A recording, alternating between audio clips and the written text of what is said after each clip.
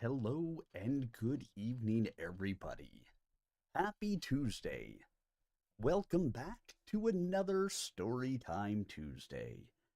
What could be better than story time on Tuesday? I know you miss it when it's not here, which is why I try to bring it to you every week. And hey, if for some reason I'm not here or you miss it, it's always up on the YouTube channel. Oh yeah, YouTube for the win. Which of course I stream this on both Twitch and YouTube. You can catch it on either one. Ads on Twitch, no ads on YouTube, I believe, as far as I know. Whichever you prefer to do.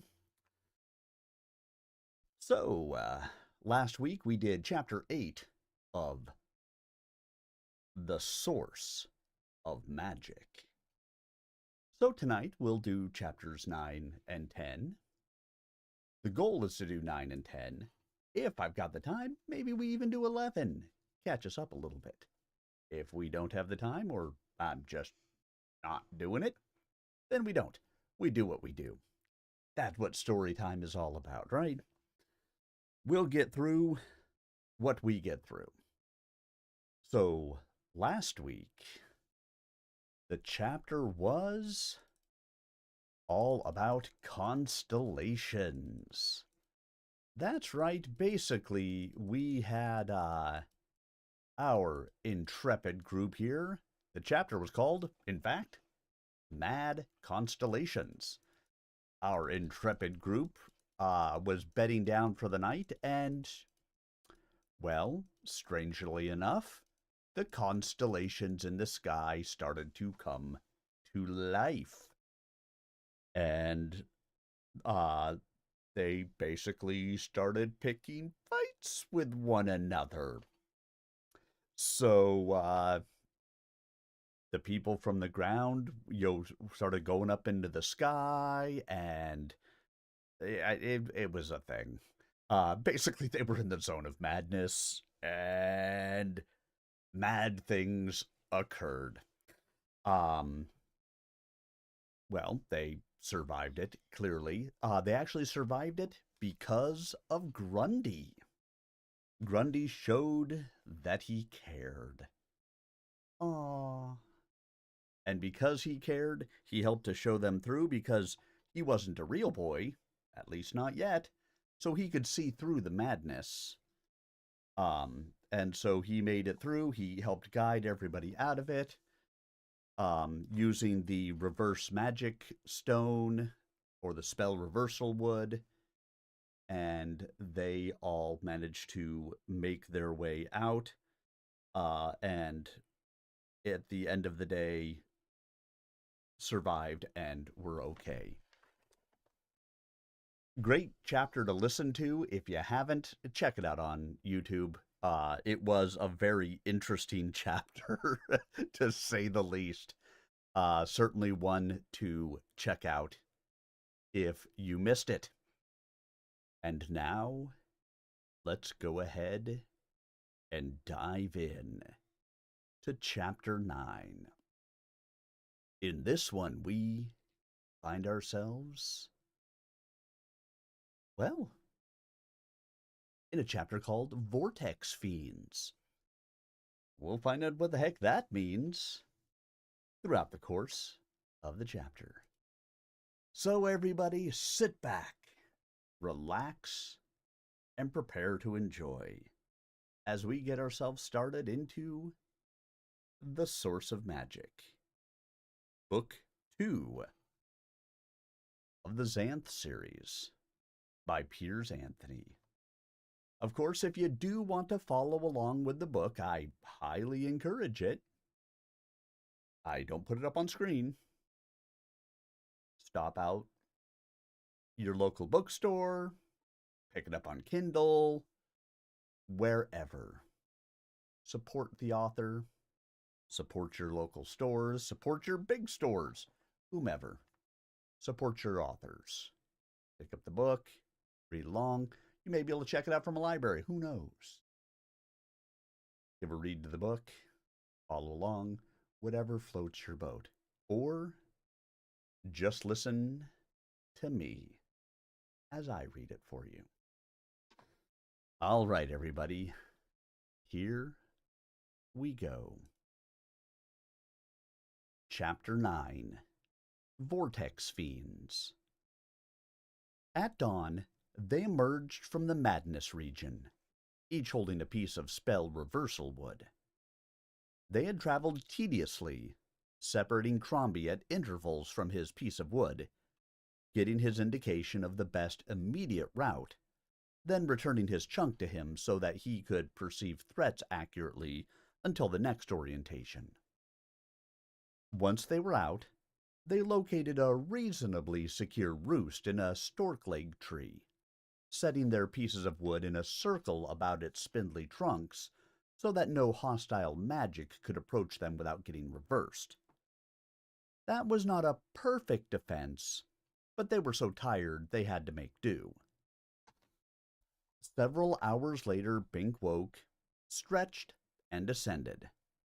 The centaur remained lodged on a broad branch, his 4 hooves dangling down on either side. It seemed the tree climbing experience during the madness had added a non-magical talent to his repertoire. The magician lay curled in a ball within a large nest he had conjured from one of his vials. Crombie, ever the good soldier, was already up, scouting the area, and the golem was with him. One thing I want to know, Bink started, as he munched on slices of raisin bread from a loaf Crombie had plucked from a local breadfruit tree. It was a trifle overripe, but otherwise excellent. Crombie squawked.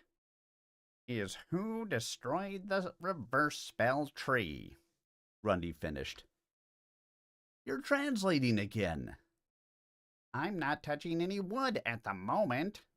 The golem fidgeted. "But I don't think I'm as real as I was last night, during the madness." "Still, there must be some feeling remaining," Bink said. "It can be like that, approaching a goal. 2 steps forward, 1 back.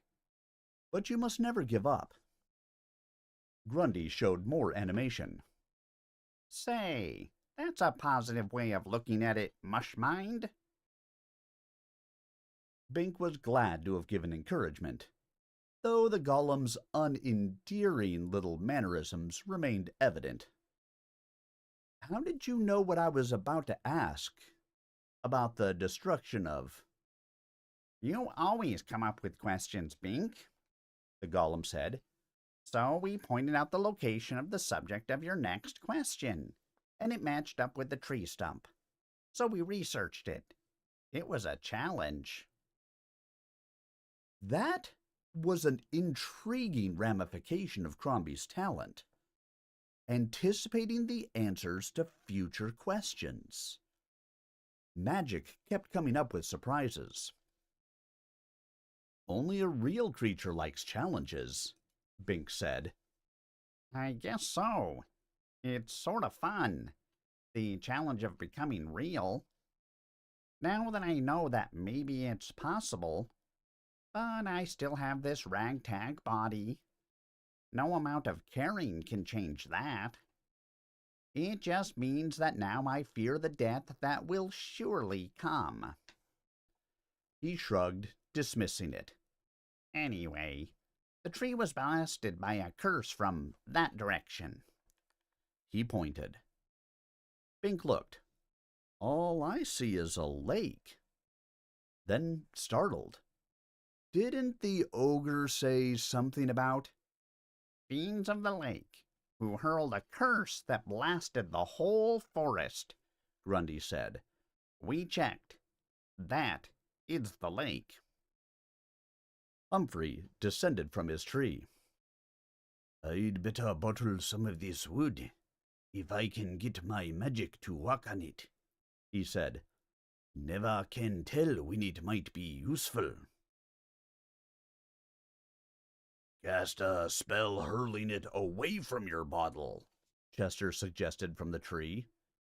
He too dropped to the ground, after some awkward maneuvering that put his handsome posterior in jeopardy. Centaurs really did not belong in trees. The magician set up his vial and wood and uttered an incantation. There was a flash, a puff of smoke, and a gradual clearing of the air. There sat the vial, forked. There sat the wood. The good magician was gone. Where did he go? Bink demanded. Crombie whirled and pointed his wing directly toward the bottle. Oh, no! Bink cried, horrified. His spell reversed, all right. It banished him to the bottle. He dashed over and picked it up, jerking out the cork.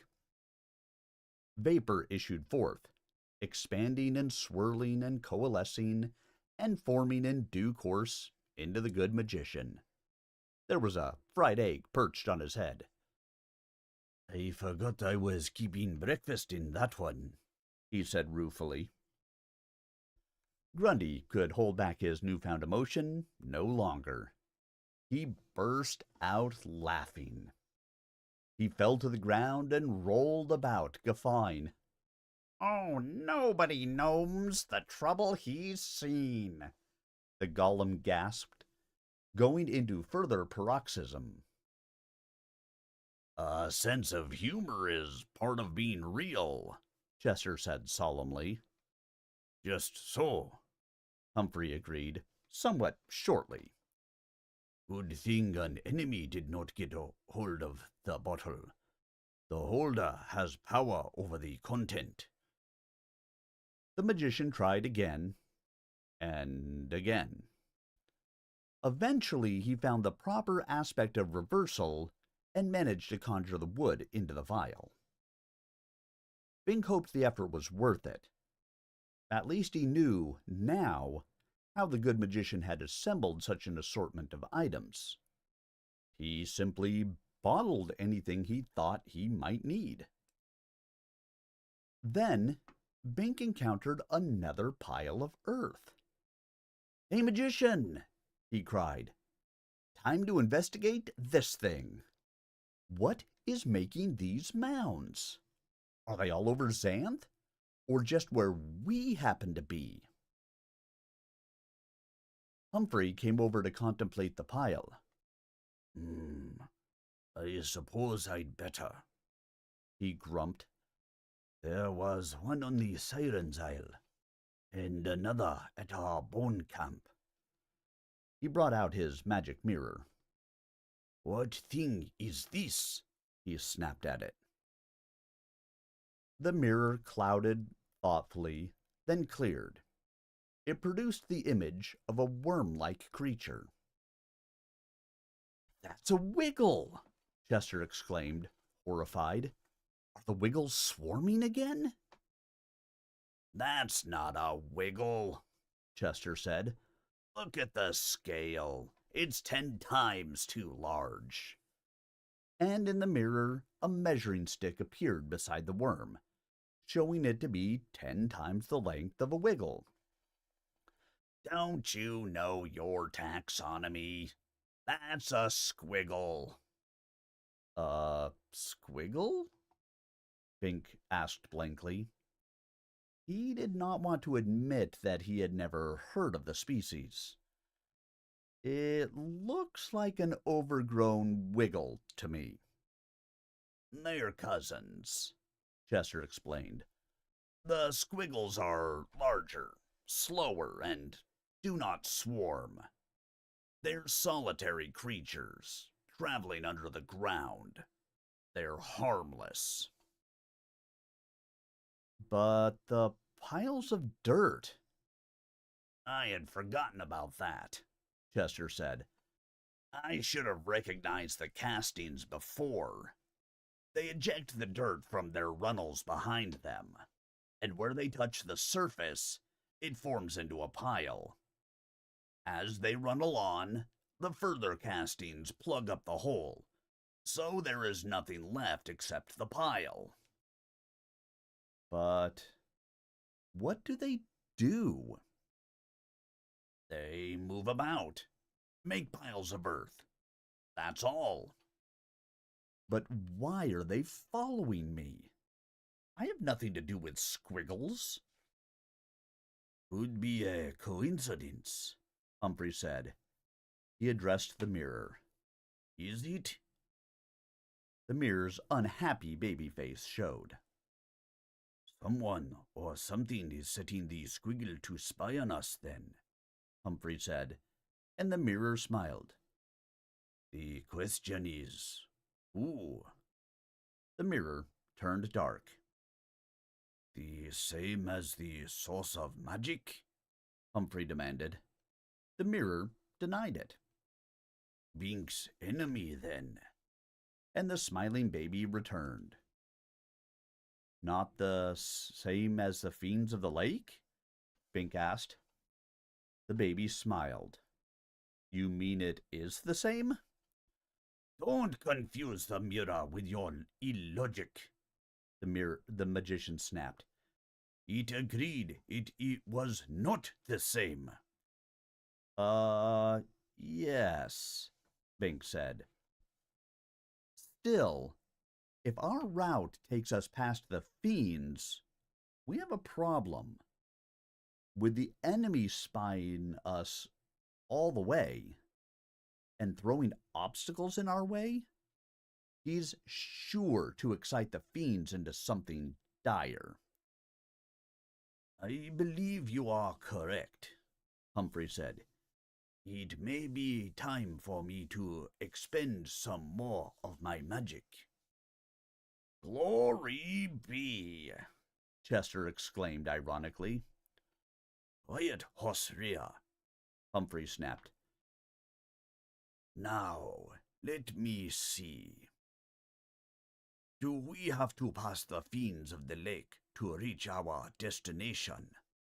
The mirror smiled. And the fiends have curse magic sufficient to blast forests. The mirror agreed. What's the most convenient way to pass without trouble? The mirror showed a picture of Bink watching a play. Humphrey looked up. Can any of you make sense of this? Crombie squawked. Where am I? Grundy translated. Let me rephrase the question, Humphrey said quickly. Where is Crombie while Bink is watching the play? The mirror showed off one of the magician's vials. The griffin went into an angry medley of squawks. Oh, come off it, beak brain, the golem said. You know I can't repeat words like that in public. Not if I want to become real. Beak Brain's concern is understandable, Chester said. Why should he be banished to a bottle? He might never get out. I'm supposed to do the translations, Grundy complained, forgetting his prior reluctance. If you won't pay attention to my advice, he informed Crombie, then do it your own way. You temperamental real people are at it again, Grundy said. The rational thing to do is to listen to the advice, consider the alternatives, discuss them, and form a consensus. The little imp is making uncommon sense, Chester said. Which little imp? Grundy demanded. I suspect, the magician said grimly, that the garrulous golem would be best off in a bottle. We're fighting again, Bink said. If the mirror says we can pass the fiends most conveniently by traveling in bottles, I'd rather gamble on that than on the sort of thing we've just been through. You don't have to gamble, Grundy pointed out. You have to go watch a dumb play. I have faith in my mirror, Humphrey said, and the mirror blushed so brightly there was a faint glow through his pocket. To prove it, I will submit myself to bottling. I believe the one Beauregard used is pleasantly upholstered and huge enough for two. Suppose Crombie and Grundy and I enter the bottle and give it to Bink to carry. Then he can ride Chester to the play. I'm willing, Bink said. He wondered privately whether the good magician would take all his other bottles with him into the bottle. That seemed a bit paradoxical, but no doubt was possible. But I don't know exactly where the fiends are, and I'd rather not barge in on them unexpectedly. If we approach carefully, circumspectly, they may be less fiendish. We'll see you by air. That will give us all away. But the Griffin ignored him. They watched Crombie wing handsomely out over the water, his plumage flexing red, blue, and white. I have to admit, the ornery cuss is a beautiful animal, Chester murmured, and the Griffin folded his wings and plummeted toward. Humphrey brought out another vial and handed it to Bink. These pills will do the trick. Take one every 2 hours well submerged. It will. There's a mound starting, Chester cried. A spy! Humphrey whipped out yet another vial, uncorked it, and aimed it at the upwelling dirt. A jet of vapor streaked out, striking the mound. Crystals of ice formed. The mound froze. Fire extinguisher, the magician explained. Very cold. That squiggle is frozen stiff in its tunnel. Let me kill it while I can catch it, Chester said eagerly. Wait, Bink said. How long will the freeze last? Only a couple of minutes. Then the squiggle will resume activity with no impairment. And no memory of the missing minutes? Bink asked. It should not be aware of the lapse. Squiggles aren't very smart. Then don't kill it. Get out of its observation. It will be convinced this was a false alarm, that we were never here.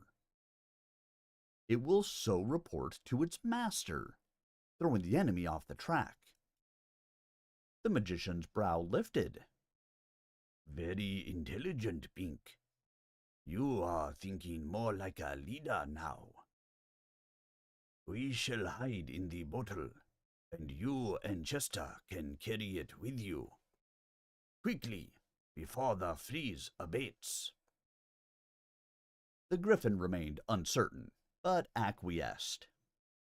The magician set the vial, performed his incantation, and man, Griffin, and Gollum vanished.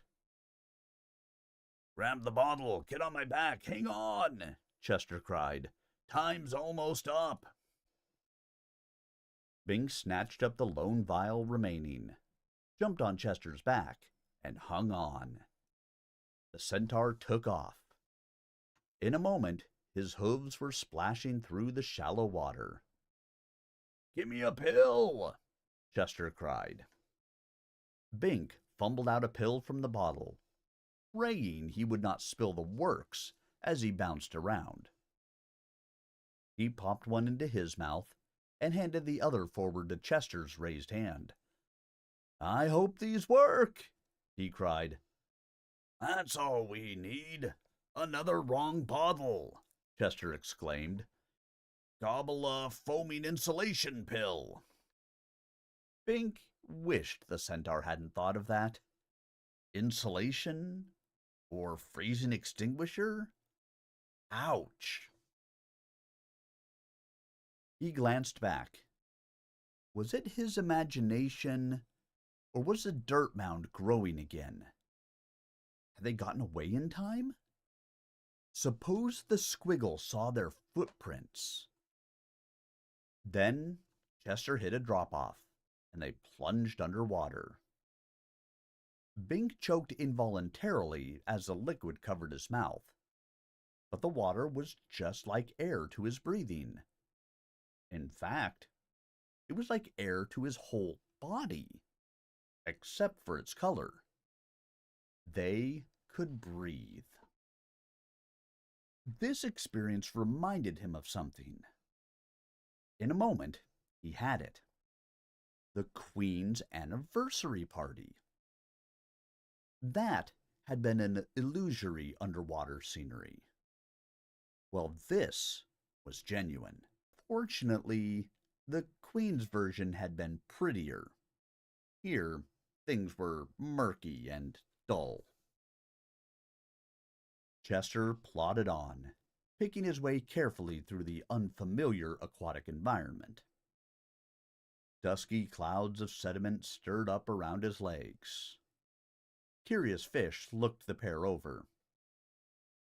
Chester now held his bow in his hands, in case they should encounter a sea monster. Apart from the tension, it was soon rather dull going. Bink drew out the bottle that held the magician and put his eye to the side. Vaguely, he made out the shapes of a tiny griffin and tinier man. They were in a carpeted room like that of a palace, and were looking at moving pictures in the magic mirror. It seemed very comfortable. Much nicer, in fact, than forging through the murk towards fiends. Another ugly thought came. Suppose he had grabbed the wrong bottle himself and popped the magician into his mouth in lieu of a water-breathing pill. Such things were very scary right now. Bink put the vial in his pocket, reassured that his friends were secure. He wondered what would happen if he shook the bottle violently, but resisted the urge to experiment. "Let's go visit the fiends," he said with false cheer. Shortly, they approached a splendid marine castle. It was formed from, which meant it was probably magical, since few seashells formed in lakes without the aid of magic. Little whirlpools ascended from its turrets, apparently bringing air down to the inhabitants. Instead of a moat, the castle had a thick wall of seaweed, patrolled by vigilant swordfish. "Well, let's hope the fiends are kind to travelers," Bink said. There were no bubbles as he spoke. The pill had fully acclimatized him. "Let's hope the magician's mirror knew its business," the centaur responded grimly. "And that the fiends don't connect the fool griffin with us, if they saw him." They marched up to the main gate. A behemoth rose out of the muck, mostly mouth. "Hold!" the behemoth bellowed. Who goes there? It was very proficient and resonant on the long O's. The sound reverberated across the reaches of the cavernous maw. Chester and Bink, travelers, Bink said with some trepidation. We'd like lodging for the night. So? The monster inquired. Then go. Its mouth gaped even more horrendously. Go? The centaur repeated aggressively. We just came. Go. Go. The behemoth reverberated, its orifice gaping so widely that the centaur could have ridden right into it without ducking his head. Chester reached for his sword. Hold. Hold, Bink murmured. I remember. The gargoyle. I think it means to go inside. Inside the mouth. The centaur peered into the monster's tunnel-like throat. Damned if I'll cooperate in my own consumption. But that's the entrance to the castle, Bink explained. The behemoth itself. Chester stared. Well, I'll be gelded. And without further hesitation, he galloped in. Sure enough, the throat continued on into the castle. Lights appeared at the end of the tunnel, and soon they emerged into a palatial receiving hall. Intricately woven tapestries covered the walls, and the floor was done in fancy wooden squares. A handsome, almost pretty young man walked up to greet them. He had ornate curls about his ears and a neat mustache. His costume was a princely robe embroidered with brightly colored threads, and he wore soft slippers with pointed toes. Welcome to Gateway Castle, he said. May I inquire your identities and the purpose of this visit? You may, Chester said. There was a pause. Well, the man said, a bit nettled. Well, why don't you inquire? Chester said. I gave you permission. Small muscles quirked about the man's mouth, making him less pretty. I so inquire. I am Chester Centaur, and this is my companion, Bink. He's human. So I noted. And your purpose? We seek the source of magic, Bink said. You have lost your way. It is at the Amazon village, some distance north. But the direct route is hazardous to your sanity. We have been there, Bink said. That is not the ultimate source, but merely the upwelling of magic dust. What we seek lies below. According to our information, a more convenient route passes through this castle. The man almost smiled. Oh, you would not care for that route. Try us and see. This is beyond my cognizance. You will have to talk with the lord of the manor. Good enough, Bink said. He wondered what sort of a fiend this lord would be, who had such a docile human servant. if you would be good enough to come this way.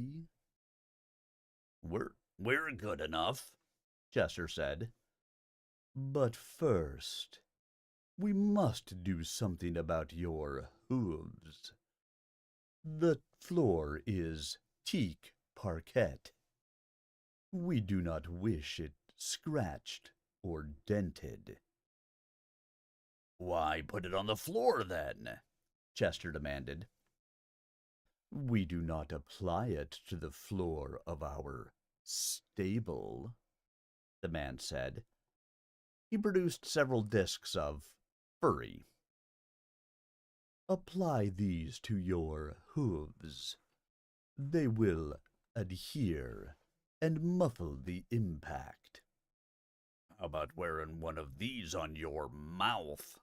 Chester demanded. It's a small concession, Bink murmured. Chester's hooves were sound, since the healing elixir had eliminated all damage to the centaur's hind end, but they were hard enough to leave an imprint. Humor the poor man. The fiends are probably very strict about such things, and punished their servants for violations. With imperfect grace, Chester pressed his hooves one at a time onto the felt discs. The material clung to them, and it made the centaur's footfalls silent. They moved through an elegant hall, descended carpeted stairs, and entered a small chamber. There was barely room for Chester to stand. If this is your main hall, he began. The man touched a button. The door slid closed. Then abruptly, the room moved.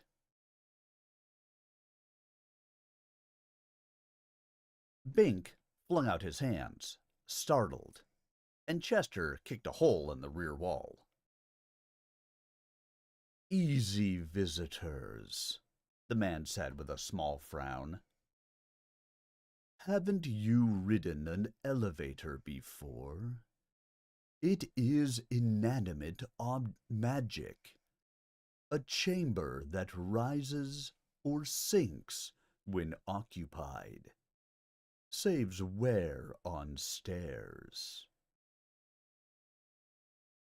Oh, Bink said, abashed. He preferred more conventional magic. The magic lift stopped. The doors slid open.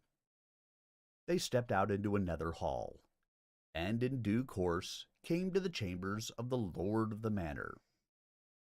He was, to Bink's surprise, a man garbed richly in silver cloth and diamonds, but with the same foolish slippers his servant wore. So, you proffer service for a night's lodging, he said briskly.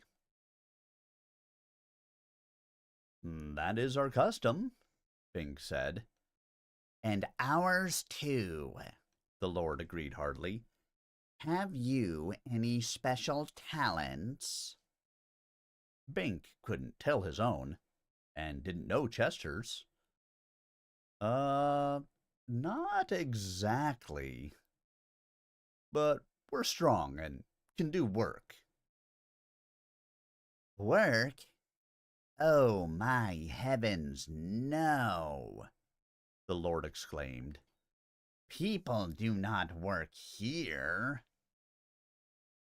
Oh? How do you live, then? Bink asked. We organize. We direct. We entertain, the Lord said. Have you any entertainment abilities? Bink spread his hands. I'm afraid not. Excellent. You will make an ideal audience. Audience? Bink knew that Chester was as perplexed as he. The mirror had shown him watching a play, yet that could hardly be a service. We send our troops out to entertain the masses, accepting payment in materials and services. It is a rewarding profession, aesthetically and practically, but it is necessary to obtain advanced audience ratings so that we can gauge our reception precisely. This innocuous employee jibed with the local reputation. To be an audience, to watch your shows, that's all you require? It hardly seems equitable. I'm afraid we would not be able to present an informed, critical report. Not necessary. Our magic monitors will gauge your reactions and point up our rough edges. You have nothing to do but react. Honestly. I suppose we could do that, Bink said dubiously, if you really are satisfied. Something funny here, Chester said. How come you have a reputation as fiends? That's not diplomatic, Bink murmured, embarrassed. Fiends? Who calls us fiends? The Lord demanded. The ogre, Chester replied. He said you blasted a whole forest with a curse. The Lord stroked his goatee. The ogre survives? Chester, shut up, Bink hissed. But the centaur's unruly nature had taken control. All he was doing was rescuing his lady ogre, and you couldn't stand to have him happy, so... Ah, yes, that ogre. I suppose to an ogre's way of thinking we would be fiends. To us, crunching human bones is fiendish. It is all in one's perspective. Apparently, the centaur had not antagonized the Lord, though Bink judged that to be sheer luck. Unless the Lord, like his troupe, was an actor, in which case there could be serious and subtle trouble. This one is now a vegetarian, Bink said. But I'm curious. Do you really have such devastating curses? And why should you care what an ogre does? You really don't have cause to worry about ogres here under the lake. They can't swim. We do really have such curses, the Lord said. They constitute group effort, the massing of all our magic.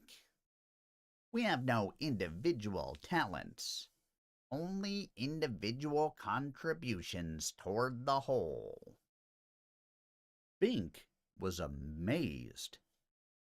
Here was a whole society with duplicating talents. Magic did repeat itself.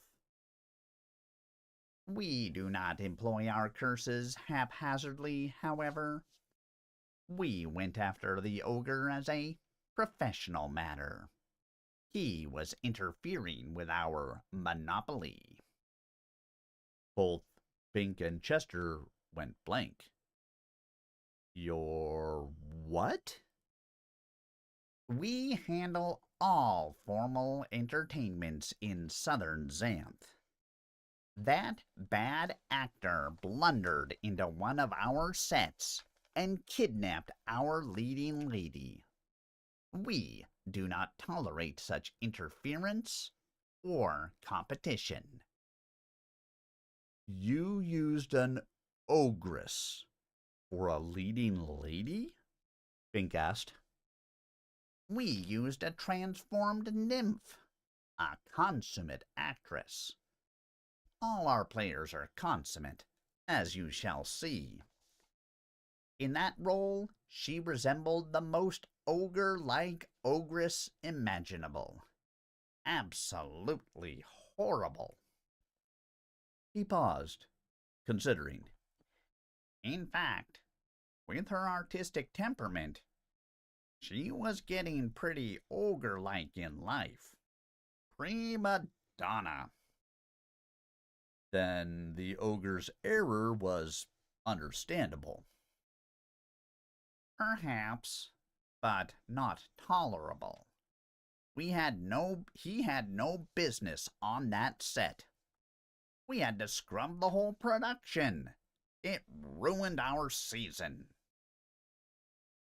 Bink wondered what reception the ogre would encounter as he rescued his ideal female. An actress, in ogress guise, actually from the castle of the fiends.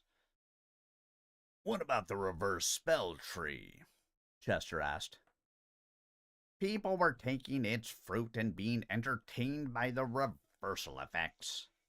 We did not appreciate the competition, so we eliminated it. Chester glanced at Bink, but did not speak. Perhaps these people really were somewhat fiendish. To abolish all rival forms of entertainment? And where did you say you were traveling to? The Lord inquired. To the source of magic, Bink said. We understand it is underground, and that the best route leads through this castle. I do not appreciate humor at my expense, the Lord said, frowning. If you do not wish to inform me of your mission, that is certainly your privilege. But do not taunt me with an obvious fabrication. Bink had the impression that obviousness was a worse affront than fabrication to this person. Listen, fiend, Chester said, bridling in most obvious fashion. Centaurs do not lie. Let me handle this, Bink said quickly. There is surely some misunderstanding.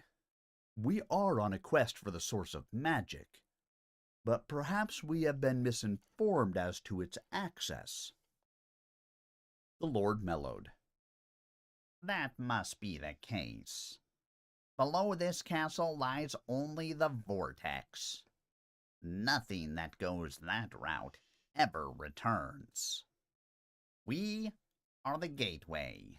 We straddle the vortex, protecting innocent creatures from being drawn unwittingly into that horrible fate. Who informed you that the object of your quest lay in such a direction? Well, a magician.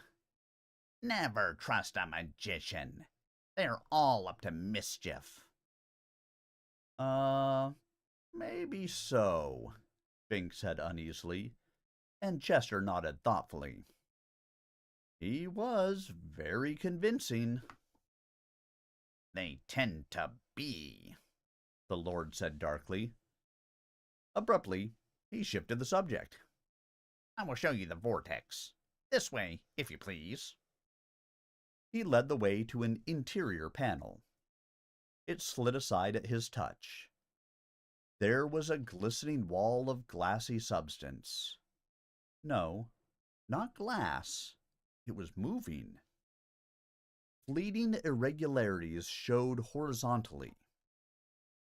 Now, Bink could see through it somewhat vaguely, making out the three-dimensional shape.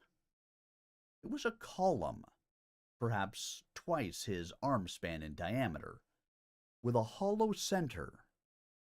In fact, it was water, coursing around in circles at high speed, or in spirals going down. A whirlpool! Chester exclaimed. We are looking at the nether column of a whirlpool. Correct, the Lord said with pride. We have constructed our castle around it, containing it by magic. Substances may pass into it, but not out of it. Criminals and other untoward persons are fed into its maw to disappear forever. This is a most salutary deterrent. Surely so. The mass of moving fluid was awesome in its smooth power, and frightening. Yet it was also in its fashion luring, like the song of the siren, or the madness. Bink yanked his gaze away. But where does it go? Who would presume to know? The Lord inquired in return, working an eyebrow expressively. He slid the panel across, and the vision of the vortex was gone. Enough of this, the Lord decided. We shall wine and dine you fittingly, and then you will audience our play. The meal was excellent, served by fetching young women in scant green outfits, who paid flattering attention to the travelers, especially Chester. They seemed to admire both his muscular man portion and his handsome equine portion. Bink wondered, as he had before, what it was girls saw in horses. The siren had been so eager to ride. At last, stuffed, Bink and Chester were ushered to the theater. The stage was several times the size of the chamber for the audience. Apparently, these people did not like to watch as much as they liked to perform. The curtain lifted, and it was on. A gaudily costumed affair, replete with bold swordsmen and buxom women and funny jokers. The staged duels were impressive, but Bink wondered how proficient those men would be with their weapons in a real battle. There was a considerable difference between technical skill and combat nerve. The women were marvelously seductive, but would they be as shapely without the support of their special clothes? Or as wittily suggestive minus the memorized lines? You do not find our production entertaining? The Lord inquired. I prefer life, Bink replied. The Lord made a note on his pad. More realism. Then the play shifted to a scene of music. The heroine sang a lovely song of loss and longing, meditating on her faithless lover, and it was difficult to imagine how any lout, no matter how louty, could be faithless to such a desirable creature. Bink thought of Chameleon again, and longed for her again. Chester was standing raptly beside him, probably thinking of horsing around with Cherie Centaur, who was indeed a fetching filly. Then the song was augmented by a hauntingly lovely accompaniment. A flute was playing, its notes of such absolute quality and clarity that the lady's voice was shamed. Bink looked toward that sound, and there it was, a gleaming silver flute hanging in the air beside the heroine, playing by itself. a magic flute. The lady ceased singing, surprised, but the flute indeed, freed of the limitations of her voice, it trilled on into an aria of phenomenal expertise and beauty. Now the entire cast of players stood listening, seeming to find it as novel as Bink did. The Lord jumped to his feet. "Who is performing that magic?" he demanded. No one answered. All were absorbed in the presentation. "Clear the set!" the Lord cried, red-faced. "Everybody, out! Out! Out!" Slowly they cleared, fading into the wings, looking back at the solo instrument. The stage was empty, but still the flute played, performing a medley of melodies, each more lovely than the one preceding. The Lord grabbed Bink by the shoulders. "Are you doing it?" he demanded, seeming about ready to choke. Bink tore his attention from the flute. "I have no magic like that," he said. The Lord hauled on Chester's muscular arm. It must be yours then." Chester's head turned to face him. What? he asked, as if coming out of a reverie. In that instant, flute and music faded. "Chester!" Bink exclaimed. "Your talent! All the beauty in your nature, suppressed because it was linked, and as a centaur, you couldn't—" My talent, Chester repeated, amazed. It must be me. I never did dare to. Who would have believed? "Play it again," Bink urged. "Make beautiful music. Prove you have magic, just as your hero, Uncle Herman the Hermit, did." Yes. Chester agreed. He concentrated. The flute reappeared. It began to play, haltingly at first, then with greater conviction and beauty. And strangely, the centaur's rather homely face began to seem less so. Not so strange, Bink realized. Much of Chester's brutality of expression stemmed from his habitual snarl. That snarl had abated.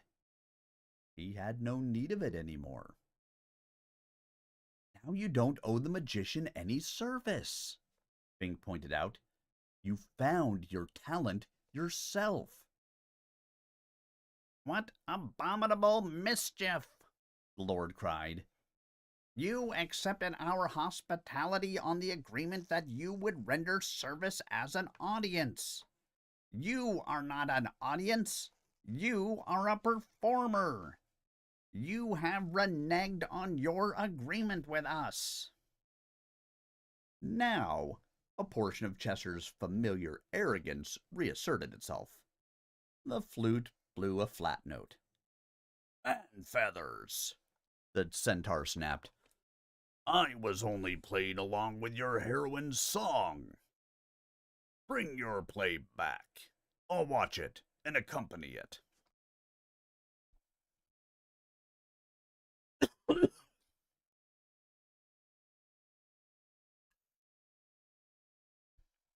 "Hardly," the Lord said grimly.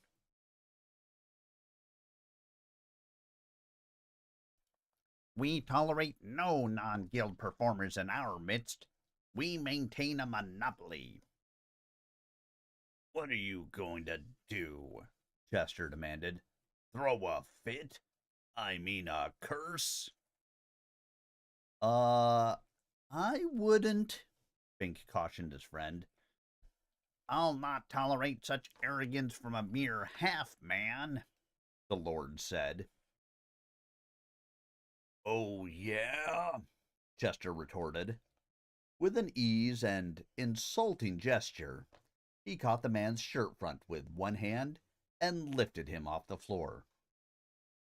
Chester, we're their guests, Fink protested. Not any more, the Lord gasped. Get out of this castle before we destroy you for your insolence. My insolence? For playing a magic flute? Chester demanded incredulously. How would you like that flute up your... Chester! Fink cried warningly. Though he had considerable sympathy for the centaur's position, he invoked the ignominiously. He landed in a fresh pile of dirt. Actually, this cushioned his impact, saving him from possible injury. But it multiplied his rage. Dirt! The Lord cried. This animal dumped me in dirt. Well, that's where you belong, Chester said. I really wouldn't want to dirty my clean silver flute on you. He glanced at Bink. I'm glad it's silver and not some cheap metal. Shows quality, that flute. Yes, Bink agreed hastily. Now, if we can leave... What's dirt doing on my teak parquet? The Lord demanded. There was now a crowd of actors and servants about him, helping him up, brushing him off, fawning. The squiggle, Bink said, dismayed. It found us again. Oh, it's a friend of yours, the Lord cried, proceeding dramatically from rage to rage. I should have known. It shall be the first to be cursed. And he pointed one finger, shaking with emotion, at the pile. All together now. A 1, a 2, a 3. Everyone linked hands and concentrated. At the count of 3, the curse came forth, like a bolt of lightning from the Lord's finger. All lightning. It formed into a glowing mass the size of a fist, and drifted down to touch the dirt. At contact, it exploded, or imploded. There was a flash of darkness and a momentary acrid odor. Then the air cleared, and there was nothing. No dirt, no squiggle, no flooring in that region. The Lord glanced at the hole with satisfaction. That's one squiggle that will never bother us again, he said. Now for you, half-man. He raised his terrible finger to point at Chester. A 1, a 2. Bink dived across, knocking the man's arm aside. The curse spun off and smashed into a column. There was another implosion of darkness, and a chunk of the column dissolved into nothingness. Now see what you've done, the Lord cried, becoming, if possible, even more angry than before. On. Bink's on. Bink scrambled to saddle the centaur's back, and they leaped away just as the Lord was leveling another curse.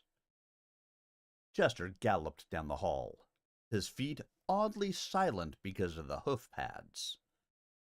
The fiends set up a howl of pursuit. "Which way is out?" Bink cried. How should I know? That's Birdbake's department. I'm only a former guest of the fiends. Good old Chester. All prickle and performance. We're somewhere upstairs, Bink said. Except they don't use stairs. We could break a window and swim. He reached into his pocket, feeling the bottle that contained Crombie, Grundy, and the magician. He fumbled until he found the one containing the water-breathing spell pills. Couldn't afford a mistake now. We'd better take new pills. It's been over 2 hours. They gulped their pills on the run. Now they were ready for the water. If they could find it. They had left the pursuit behind for the moment. No man on foot could match the speed of a centaur. Bink had a second thought. We don't want to go out. We want to go down into the nether region, to the source of magic. Where they tried to scare us away from, Chester agreed. He spun about as neatly as he had when dodging exploding pineapples, his 2 front feet down so that fore and hind sections rotated about the axis. Then he cantered back the way they had come. Hold up! Bink screamed. This is suicidal! We don't even know where the entrance to the vortex is.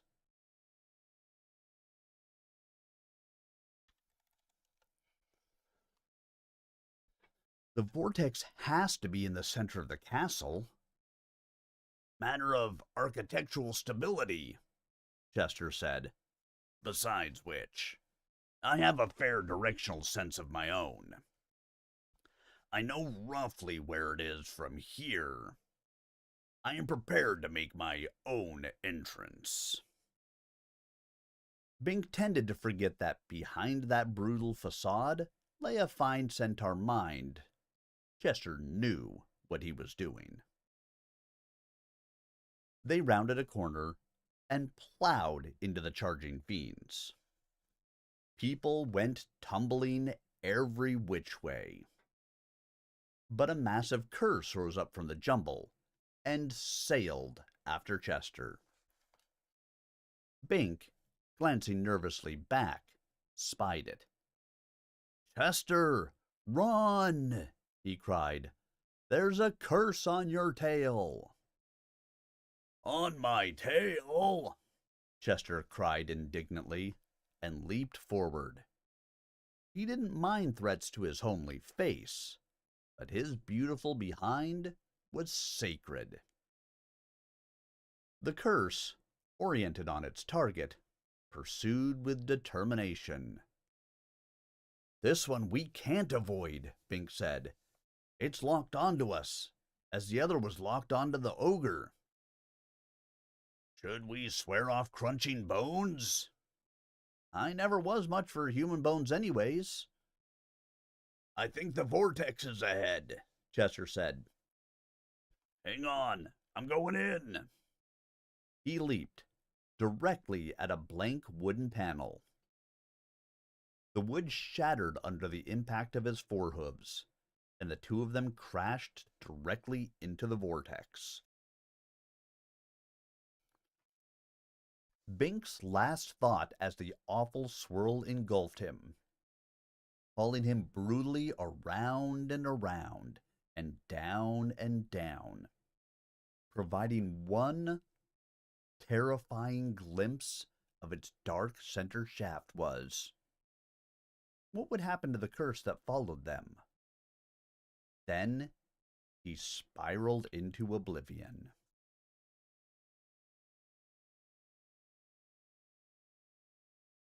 Yeah, I'm not sure what's going on with my connection tonight. I mean, my internet seems to be good, but I am periodically, it's just dropping connection for 5 seconds. It drops, it works, it reconnects, and then it's going again. I don't know why. By the way, is the sound better now, or is it still low? 5 seconds. It drops. It works. It reconnects, and then it's going. Okay. Yeah, see, I'll say I run my my phone next to me just so that way I can, I can track sometimes what's going on. Sometimes it's easier for me to look that way than it is, what's going on over here. And so I just turned it up for a second to listen, and it sounded okay through there. So yay. All right, guys. Well, we made it through chapter 9. Let's see. We've got, 3 of our party who are now trapped in a glass jar, glass vial, glass whatever. And we've got Chester and Bink, who went to go be an audience, and Chester discovered his talent and suddenly became a performer, and so they got attacked by the fiends, and they went down the vortex, and thankfully they took their water-breathing pills, and now they are at the bottom of the vortex. So now we get to find out what happens here.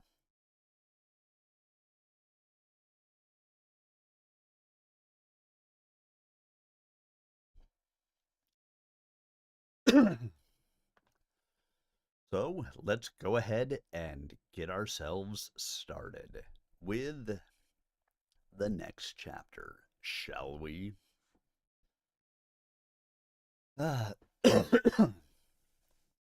These creaky voices sometimes give me a little bit of a coughing fit.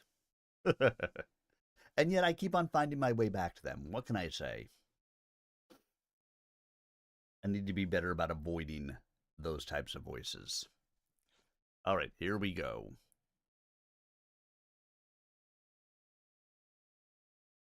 Chapter 10, Precious Nymph. Bink woke naked and battered, but not cold. He lay strewn on the edge of a warm, glowing lake. Hastily, he dragged his feet out of the water, fearful of predators. He heard a groan. A little farther along lay the centaur, limbs projecting in 6 directions. It had been an extremely violent descent. Had they not had that water-breathing magic, they would surely have drowned. Bink scrambled to his feet and lumbered toward his friend. "Chester, are you—" He paused. Midway between them he spied the sparkle of a star, or jewel.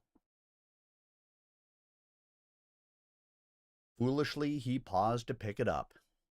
He had no use for such a bauble, but it turned out to be only a shard of glass. Chester groaned again and lifted his head. "Takes more than a mere vortex to put away a centaur," he said. "But maybe not much more." Bink completed the distance between them and tried to help his friend rise. "Hey, are you trying to cut me?" Chester demanded. "Oops, sorry. I picked up this fragment of—" Bink paused again, looking at it. "There's something in it. That is—" Chester got to his feet. "Let me see that." He reached down to take the fragment. His eyes rounded in surprise. "That's Humphrey." "What?" Bink thought he had misheard. "It's hard to see in this dim glow, but it's him, all right. This must be a piece of the magic mirror. thrown ashore by coincidence. What happened to the good magician? I lost the bottle, Bink exclaimed with horror. It was in my pocket. His hand slapped his flesh, where his pocket had been. He had the mirror with him. How did even one fragment of it get out of the bottle unless... Unless the bottle was smashed, Bink finished. In which case they were released. But where? And in what condition? They didn't have the water-breathing pills.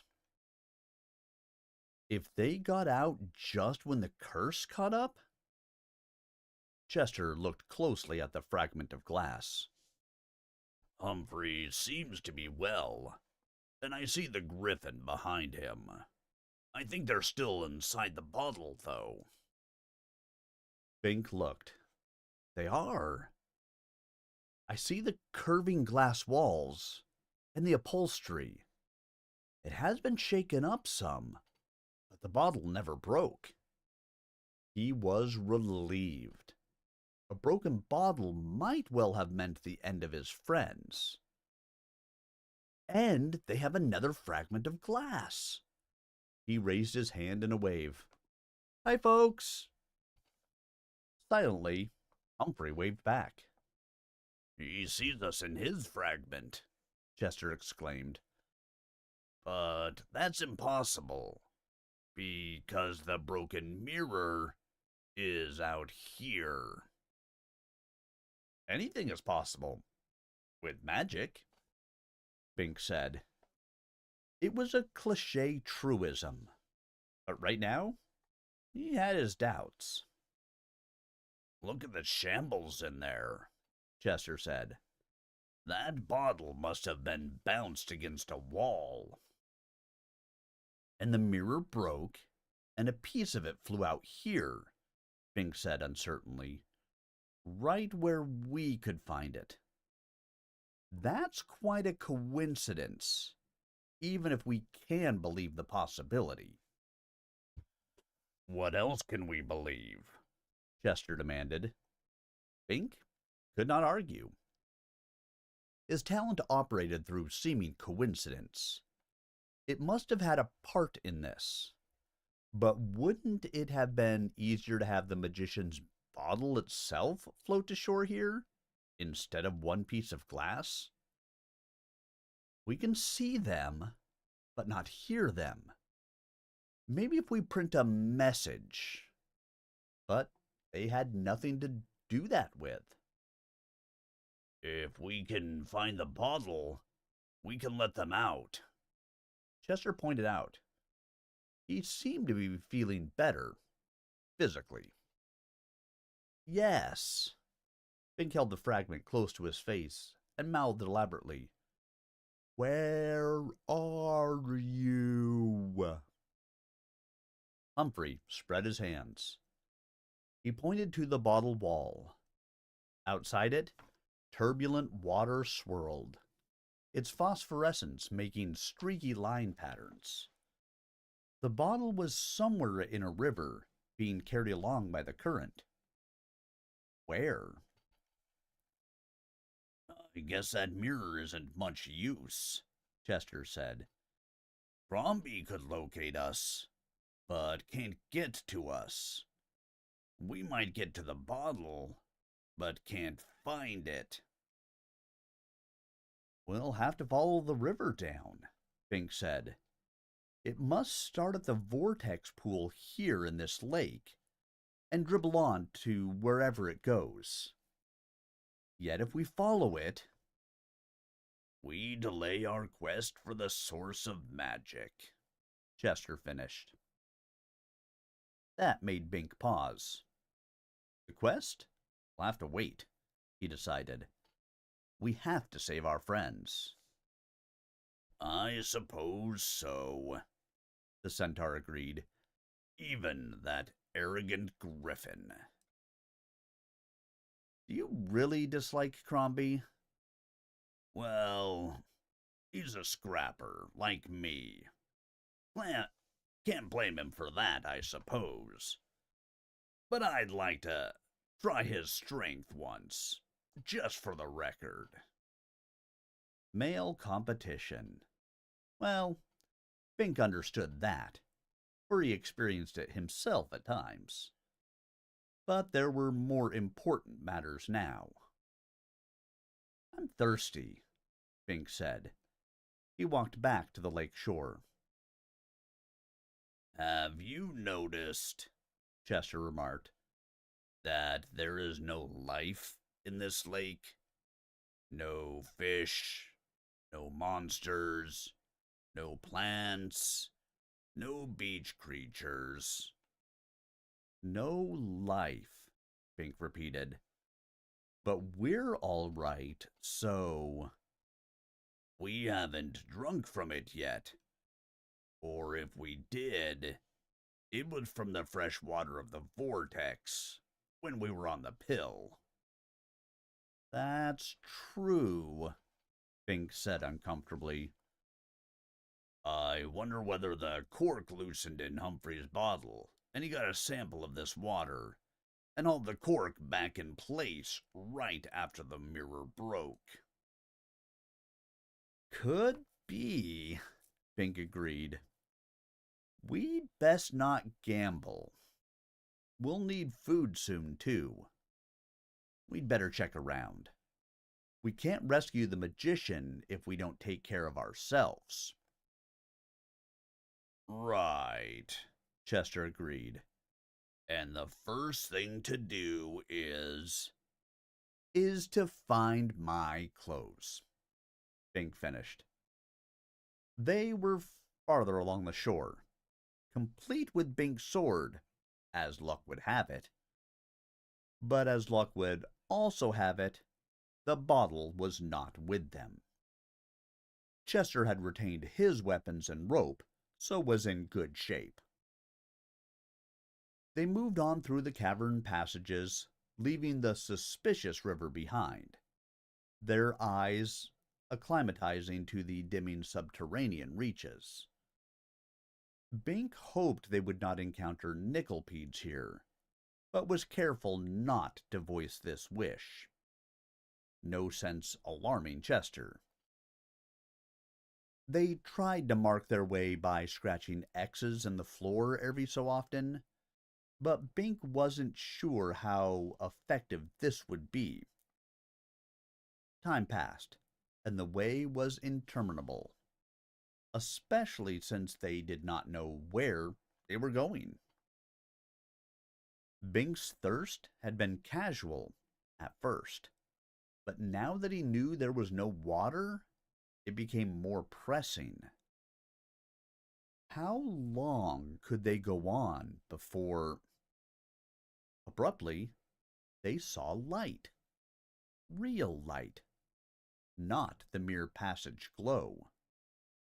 They hurried cautiously up to it and discovered a magic lantern suspended from a jag of stone. Its soft effulgence was a welcome sight, but there was nothing else. People or goblins? Bink asked, nervous and hopeful. Chester took it down and studied it. looks like fairy work to me, he said. Goblins don't really need light, and in any event, this is too delicately wrought.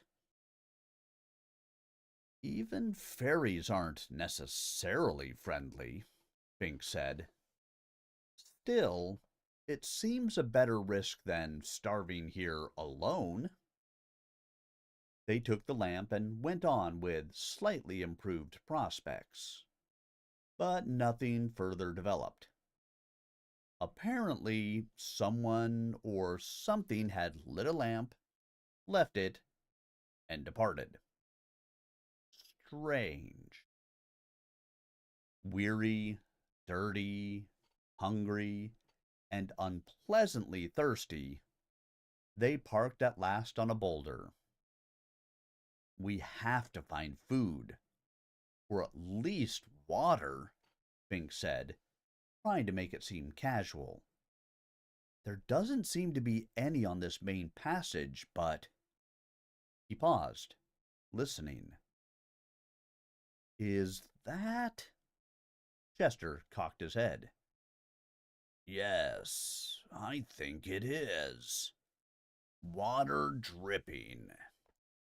You know, I haven't wanted to say anything, but my tongue has been drying up in my mouth. If we could... Behind this wall, I think. Maybe if we... Stand clear. The centaur faced about so that his better half addressed the wall in question. Then he kicked. A section of the wall collapsed. Now the sound was louder. Water flowing over stone. Let me climb in there, Bink said. If I can collect a cupful... Just in case, Chester said, taking his coil of rope and looping it about Bink's waist. We don't know what to expect in these dark chambers. If you fall in a hole, I'll haul you out. Yes, Bink agreed. Let me take the magic lantern. He scrambled into the hole. Once he got by the rubble, he found himself in a larger, irregular cavern whose floor slanted down into darkness. The sound of water was coming from that darkness. He moved forward, careful of his footing, trailing the line behind him. The water sound became temptingly loud. Bink traced it to a crevice in the floor. He held his lantern over it. Now, at last, he saw the glint of a streamlet. He reached down with his fingers, and just as his shoulder nudged the crevice lip, his fingers touched the water. How could he draw any up? After a moment's thought, he ripped a piece of cloth from his already tattered sleeve and dangled that down into the water. He let it soak up what liquid it cared to, then brought it to the surface. While he was doing this, he heard a distant singing. He stiffened with alarm. Were the lake fiends coming here? No, that seemed highly unlikely. They were water dwellers, not rock dwellers. And by Lord of the Mayor's own admission, they knew nothing of this nether region. This had to be some creature of the caves, perhaps the owner of the magic lantern. By the time he brought the dripping rag to his mouth, the singing was quite close. There was the scent of fresh flowers. Bink put the dangling end of the rag in his mouth and squeezed. Cool, clear liquid dripped down. It was the best water he had ever tasted. Then, something strange happened. Bink experienced a surge of dizziness. Not sickening, but wonderfully pleasant. He felt alive, vibrant, and full of the warmth of human spirit. That was good water indeed. He dipped his rag into the crevice again, soaking it for Chester. This was an inefficient way to drink, but a great deal better than nothing. While he lay there, he heard the singing again. It was a nymph, of imperfect voice, but sounding young and sweet and joyful. A pleasant shiver went through him. Bink brought up the rag and laid it on the cave floor. He took up the light and moved toward the voice. It came from a section beyond the water, and soon Bink came to the end of his tether. He untied the rope and let it drop from his waist, and went on. Now he spied a beam of light emanating from another crack. The singer was in the chamber beyond. Bink knelt and put his eye to the crack, silently. She was sitting on a stool fashioned of silver, sorting through a barrel filled with precious stones. Their colors reflected brilliantly, decorating all the walls of the room. She was a typical nymph, long and bare of leg, with a tiny skirt just about covering a pert derriere, slender of waist, full of bosom, and innocent and large-eyed of face. Her hair sparkled like the keg of jewels. He had seen nymphs like this many times. Each had her association with tree or rock, or stream or lake or mountain. Yet they were all so uniform in face and feature that their beauty became commonplace. It was as if some magician had established the ideal female human aspect and scattered it about the land of Xanth for decoration, attaching individual units to particular locales so that the distribution would be uniform. So she was nothing special.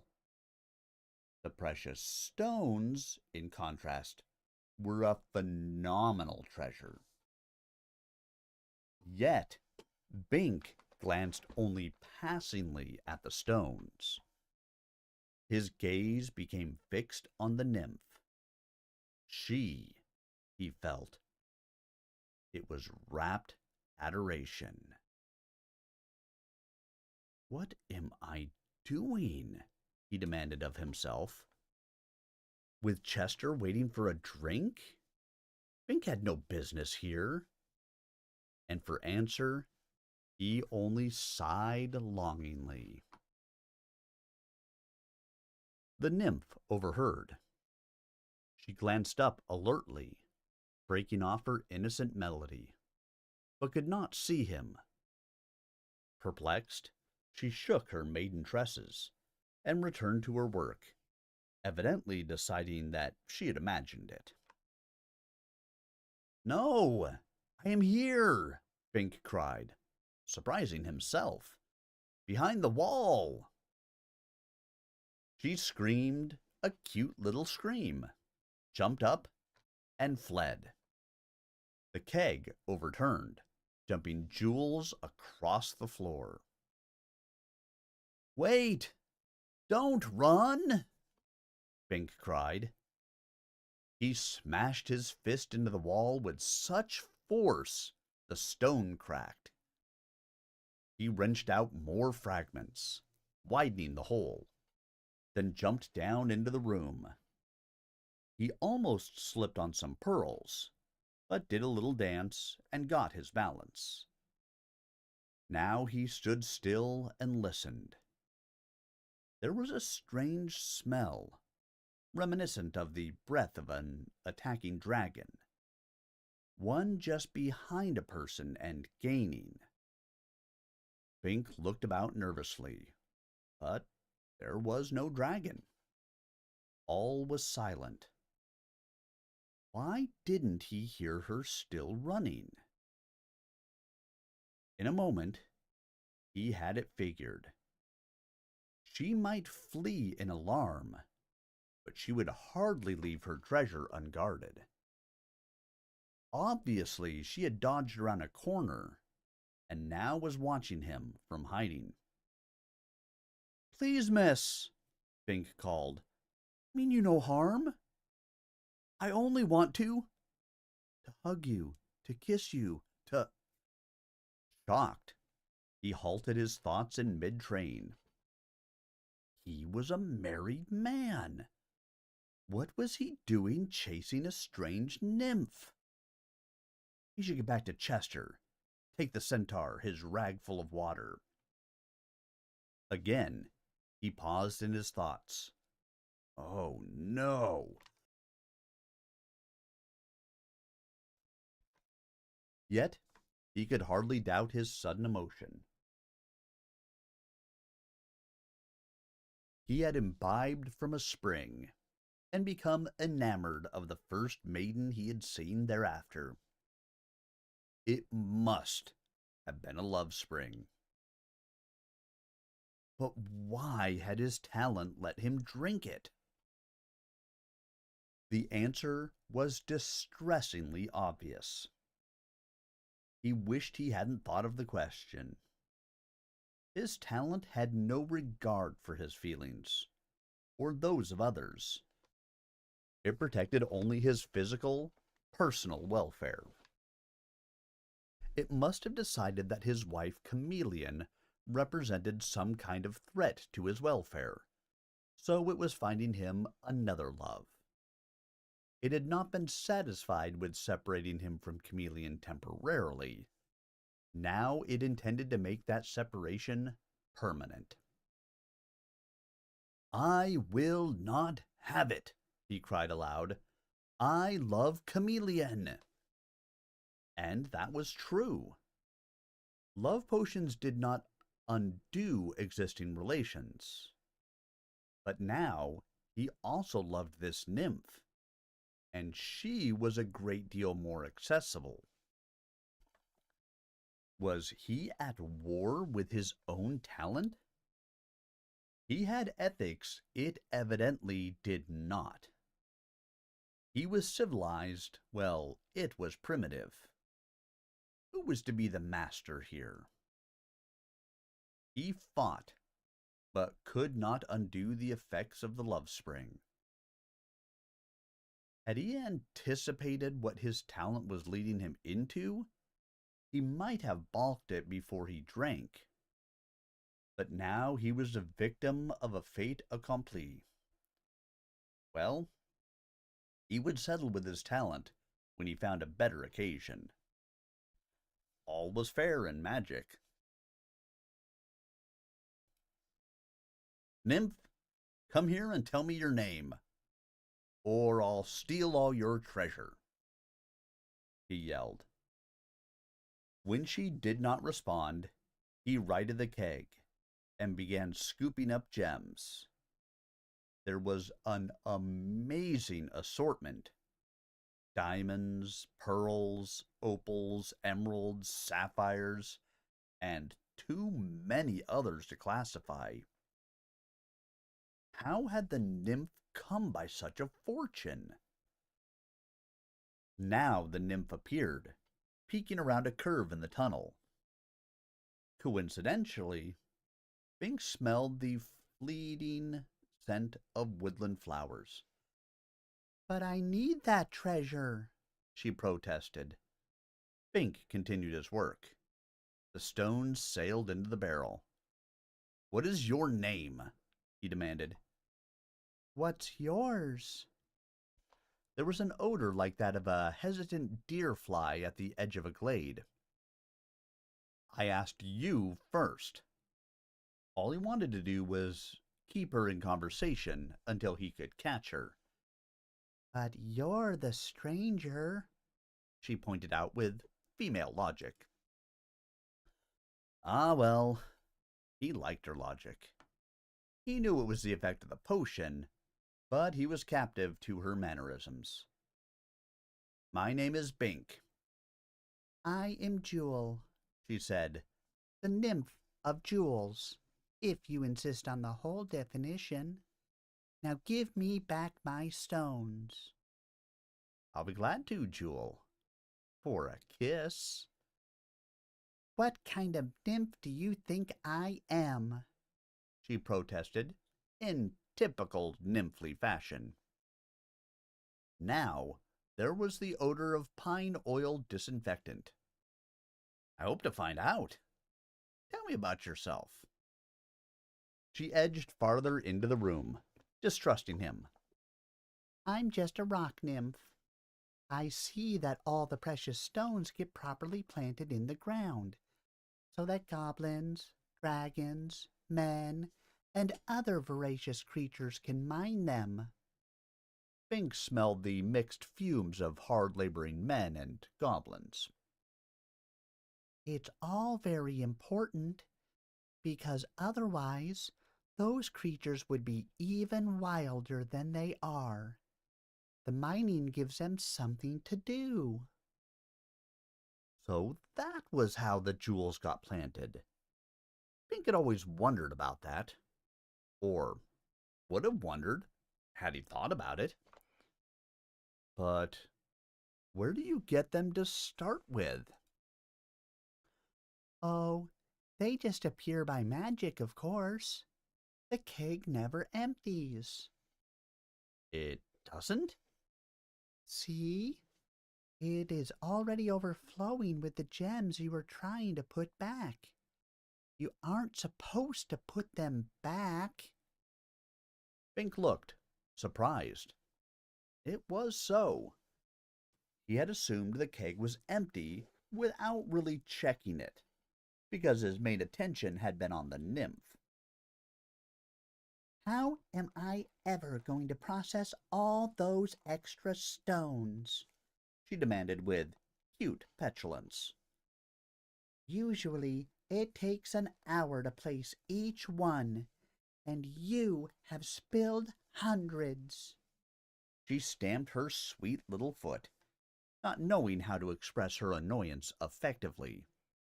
Nymphs had been designed for appearance, not emotion. Me? You spilled them when you ran, Bink retorted. I'm trying to pick them up. Well, it's your fault because you scared me. What were you doing behind the wall? No one's supposed to go there. That's why it's walled off. The water... She paused with new alarm. You didn't. I did, Bink said. I was thirsty and... She screamed again and fled again.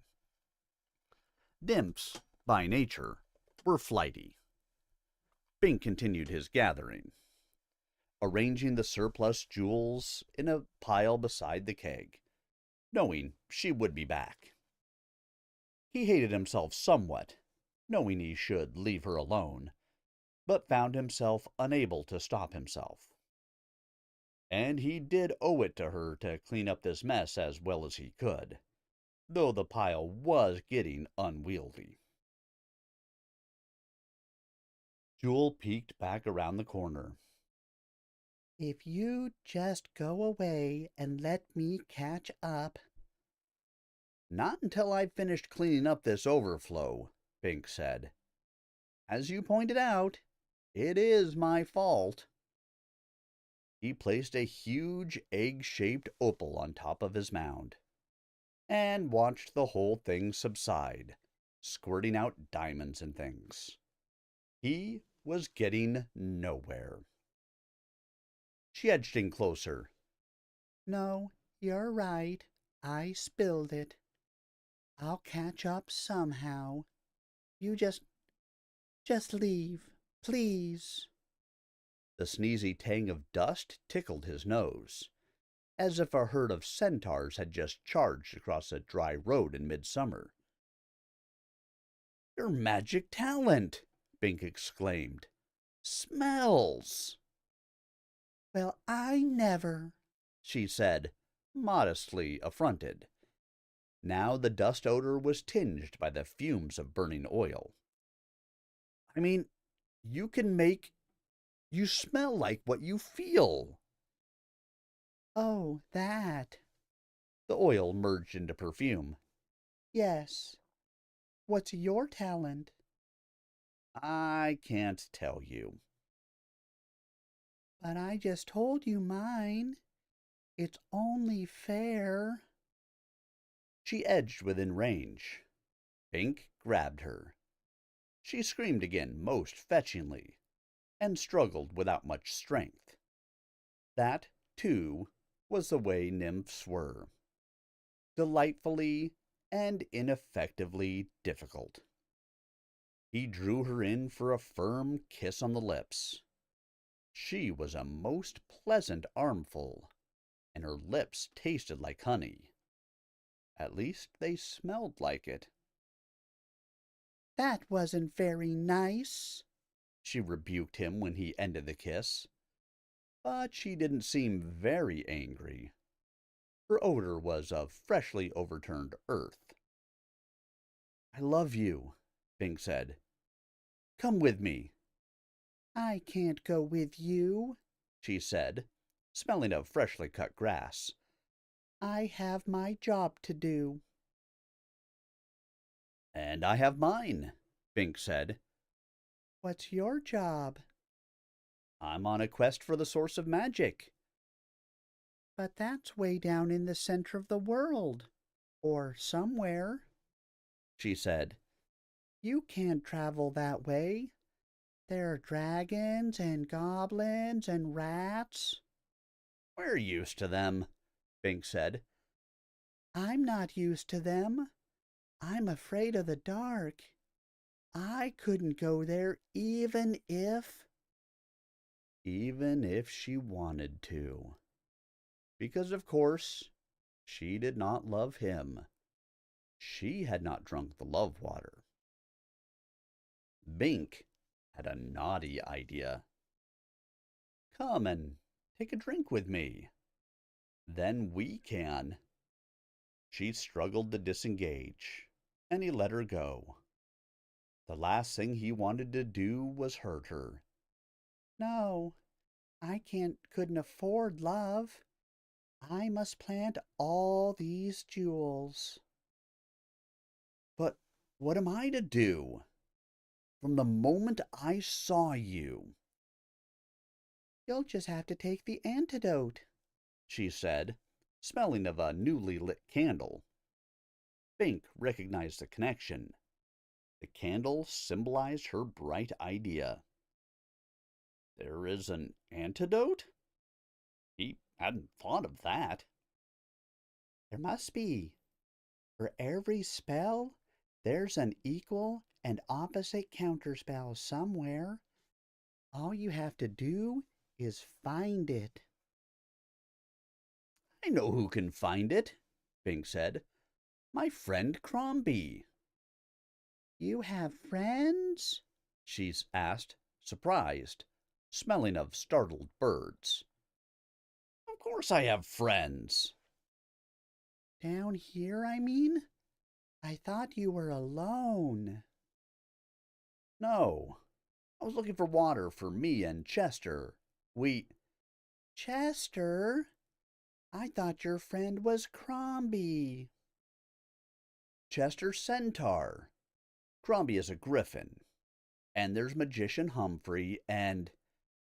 A magician? she exclaimed, impressed. All to look for the source of magic? Yes. The king wants to know. There's a king, too? No, Bink said, momentarily exasperated. The king assigned me to make the quest, but we had some trouble and got separated and... I suppose I'd better show you where there's water, she decided. And food. You must be hungry, too. Yes, he said, reaching for her. We'll be glad to do some service in return. Oh, no, she cried, skipping away from an enticing bounce of anatomy and the scent of hickory smoke. Not until you drink the antidote. Just so. I really must get back to Chester, Bink said. He'll be worried. She considered for a moment. Bink, I'm sorry about what happened. Fetch your friends, and I'll see they get fed. Then you really must go. Yes, Bink walked slowly to the hole in the wall. Not that way, she cried. Go round by the regular passages.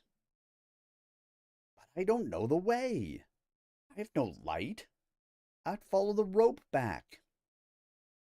Definitely not. She took her own magic lantern, a twin of the one Bink had found before, from the wall, and grasped Bink's arm firmly. I know all the halls around here. I'll find him for you. Bink willingly suffered himself to be led. Even apart from the potion, he was discerning commendable traits in her. She was not one of the empty-headed nymphs like those associated with ocean foam or wild oats. She had a sense of purpose and fitness and decency. No doubt her responsible job of jewel placing had matured her. Still, potion or not, he had no business with this creature. Once his friends were fed, he would have to leave her. He wondered how long it would take the potion to wear off. Some spells were temporary, but others were lifelong. They circled through intersecting passages. In a moment, they came upon Chester, still waiting by the hole. "Here we are," Bink called. Chester jumped so that all 4 hooves were off the floor. Bink, he exclaimed as he landed. what happened? Who is that nymph? Chester, this is Jewel. Jewel, Chester, Bink introduced.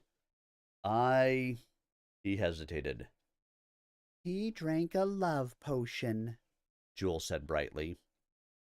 The centaur made a motion as of tearing out 2 fistfuls of mane. The secret enemy strikes again. Bink hadn't thought of that. Of course, that was the most reasonable explanation. His talent hadn't betrayed him, but it hadn't protected him from this non-physical threat either. Thus, his enemy had scored. How could he pursue the source of magic when his heart was tied up here? But his quest was also tied up back home, with Chameleon. That was part of the reason he was on this quest. So he had better just get on with it. If we can get back together with Crombie and the magician, maybe Crombie can point out the location of the antidote, Bink said. Where are your friends? Jewel asked. They're in a bottle, Bink explained. But we can communicate with them through a fragment of magic mirror. Here, I'll introduce you to them. He fumbled in his pocket for the bit of glass. His fingers found nothing. Oh, no! I've lost the fragment! He turned the pocket inside out. There was a hole in it, where the sharp edge of glass had sawed its way out. Well, we'll find them somehow, Bink said numbly. We won't give up until we do. That would seem best, Chester agreed gravely. However, we'll have to take the nymph along with us. Why? Bink had mixed emotions. The object of the counterspell has to be present. That's the way these things work. You loved the first female you encountered after imbibing the potion. You must unlove her in the same fashion. I can't come with you, Jewel protested, though she looked at Chester as if wishing for a ride on his back. I have a lot of work to do. How much will you get done if Bink stays here? Chester inquired. She threw up her hands in feminine exasperation. Come to my apartment, both of you. We'll discuss it later. Jewel's apartment was as attractive as herself. She had a cluster of caves completely carpeted.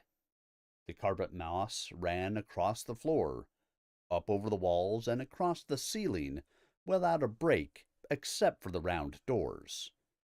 It was extremely cozy. She had no chairs, table, or bed. It seemed she sat or lay down anywhere, anytime, in perfect comfort. We'll have to do something about those clothes, she said to Bink. Bink looked down at himself. His clothing had more or less dried on him, after its soaking in the vortex and lake. It glowed in uneven patches. But these are all I have, he said regretfully. You can dry clean them, she said. Go into the lavatory and put them in the cleaner. It only takes a moment. Bink entered the room she indicated and closed the curtain. He located the cleaner, an oven-like alcove through which a warm current of air passed his tunic and shorts. He set them within this, then moved over to the basin where a rivulet of water ran through. Above it was a polished rock surface, a mirror. The vanity of the distaff always required a mirror. Seeing himself reflected was a shock. He was more bedraggled than his clothes. His hair was tangled and plastered over his forehead, and he had a beard just at the ugly starting stage. Cave dirt was smeared over portions of his face and body from his crawl through the wall. He looked like a juvenile ogre. No wonder the nymph had been afraid of him at first. He used the keen blade of his sword to shave his face, since there was no magic shaving brush here to brush his whiskers away conveniently. Then he rinsed and combed his hair. He found his clothing dry and clean and pressed. Obviously, more than hot air was at work. His torn sleeve had been neatly hemmed so that the absence of cloth looked intentional. He wondered if some magic dust circulated in these caves, augmenting the function of such things as dry cleaners. The nymphs seemed to have many magical conveniences, and quite a comfortable lifestyle. It would not be hard to adapt to such a style. He shook his head. That was the love potion speaking, not his common sense.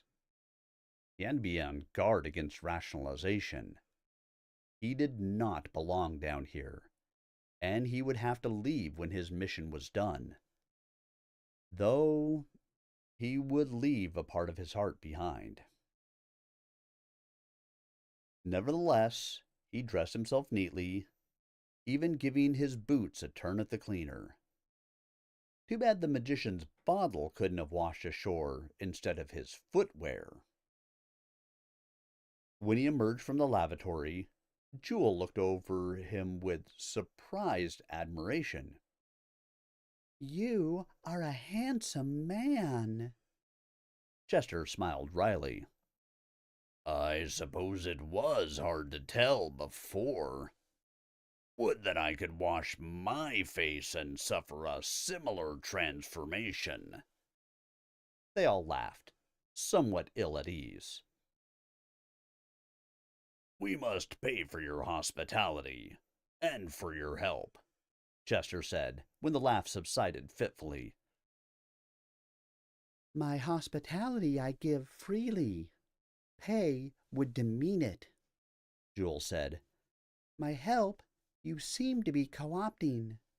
There is no pay for slave labor. No, Jewel, Bink cried, cut to the heart of his emotion. I would not force anything on you or cause you grief. She softened.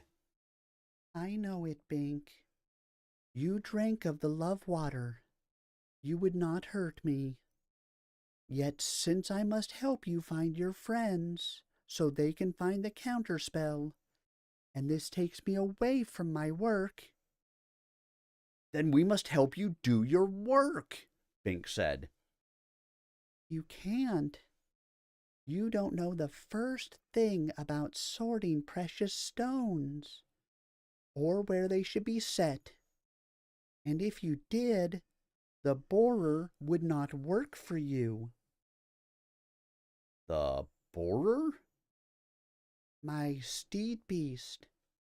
He phases through the rock to reach where I must set the stones. I alone can control him, and then only when I sing. He works for a song, nothing else. Bink exchanged glances with Chester. After we eat, we will show you our music, Chester said. Jewel's meal was strange, but excellent. She served an assortment of mushrooms and fungus, things that grew magically, she explained, without the need of light. Some tasted like dragon steak, and some like potato chips chipped from a hot potato tree. And dessert was very like chocolate pie fresh from the brown cow, so round and soft and pungent it practically flowed off the plate. She also had a kind of chalky powder she mixed with the water to produce excellent milk. You know, Chester murmured aside to Bink, you could have found a worse nymph to encounter after your draft. Bink didn't answer. After the magic drink, he would have loved a harpy. It wouldn't have mattered how foul she was. The love potion was absolutely heedless of its consequence. Magic without conscience. Indeed, as he had learned to his horror, the history of Xanth had been influenced by just such love springs. The original mundane species had intermated, producing crossbreeds like the chimeras, harpies, griffins, and centaurs. Who was to say this was wrong? Where would the land of Xanth be now without the noble centaurs? Yet Bink's own drink of this water was supremely inconvenient in a personal way. Rationally, he had to stay with his wife, Chameleon, but emotionally? Chester finished his repast. He concentrated, and the silver flute appeared. It played rapturously. Jewel sat frozen, listening to the silvery melody. Then she began to sing in harmony with it. Her voice could not approach the purity of the flute, but it complemented the instrument nicely. Bink was entranced, and would have been, he told himself, regardless of the potion. Something grotesque poked into the room. Chester's flute cut off in mid-note, and his sword appeared in his hand. "Stay your hand, centaur!" Jewel cried. "That is my borer!" Chester did not attack, but his sword remained ready. It looks like a giant worm. "Yes," she agreed. "He's related to the Wiggles and Squiggles, but he's much larger and slower. He's a Diggle. Not very bright, but invaluable for my work." Chester decided it was all right. I thought I had seen everything in the lexicon. but I missed this one. Let's see whether we can help you work. If he likes my music, and you have any stones to place near the river." Are you kidding? Jewel asked in her nymphly idiom. With half the cake spilled, I have dozens of stones for the river. Might as well start there. Under her direction, they boarded the Diggle. Jewel bestrode the monster worm near its front end, a basket of precious stones held before her. Bink sat next, and Chester last, his 4 feet somewhat awkward in this situation. He was used to being ridden, not to riding, though he had done it before with the dragon. Now we make music, Jewel said. He will work as long as he likes the sound, and he doesn't require much variation. After a few hours, I get tired and have to stop. But if the centaur's flute... The flute appeared. It played. The great worm crawled forward, carrying them along as if they were mere flies. It did not scramble or flex as the dragon did. It elongated and contracted its body in stages, so that the sections they rode were constantly changing in diameter. It was a strange mode of travel, but an effective one. This was a very large worm, and it traveled swiftly. A flange flexed out from the Diggle's front segment, and he tunneled into the rock. The flange extended the diameter of the phase tunnel so that the riders could fit through also.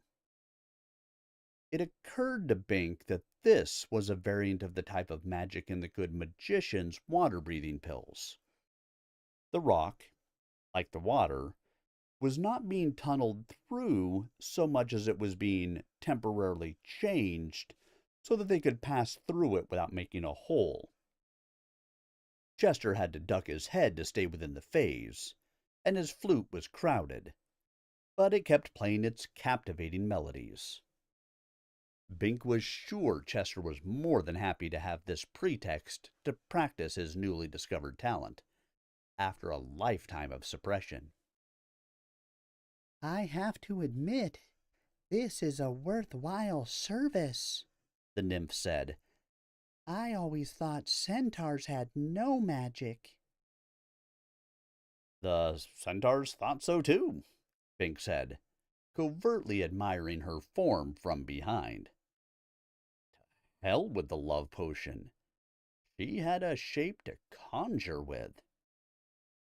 Then the worm lurched, striking a different type of rock, and Bink was thrown forward against the nymph. Sorry, he said, righting himself, though indeed he was not very sorry. Yes, I know, Jewel said.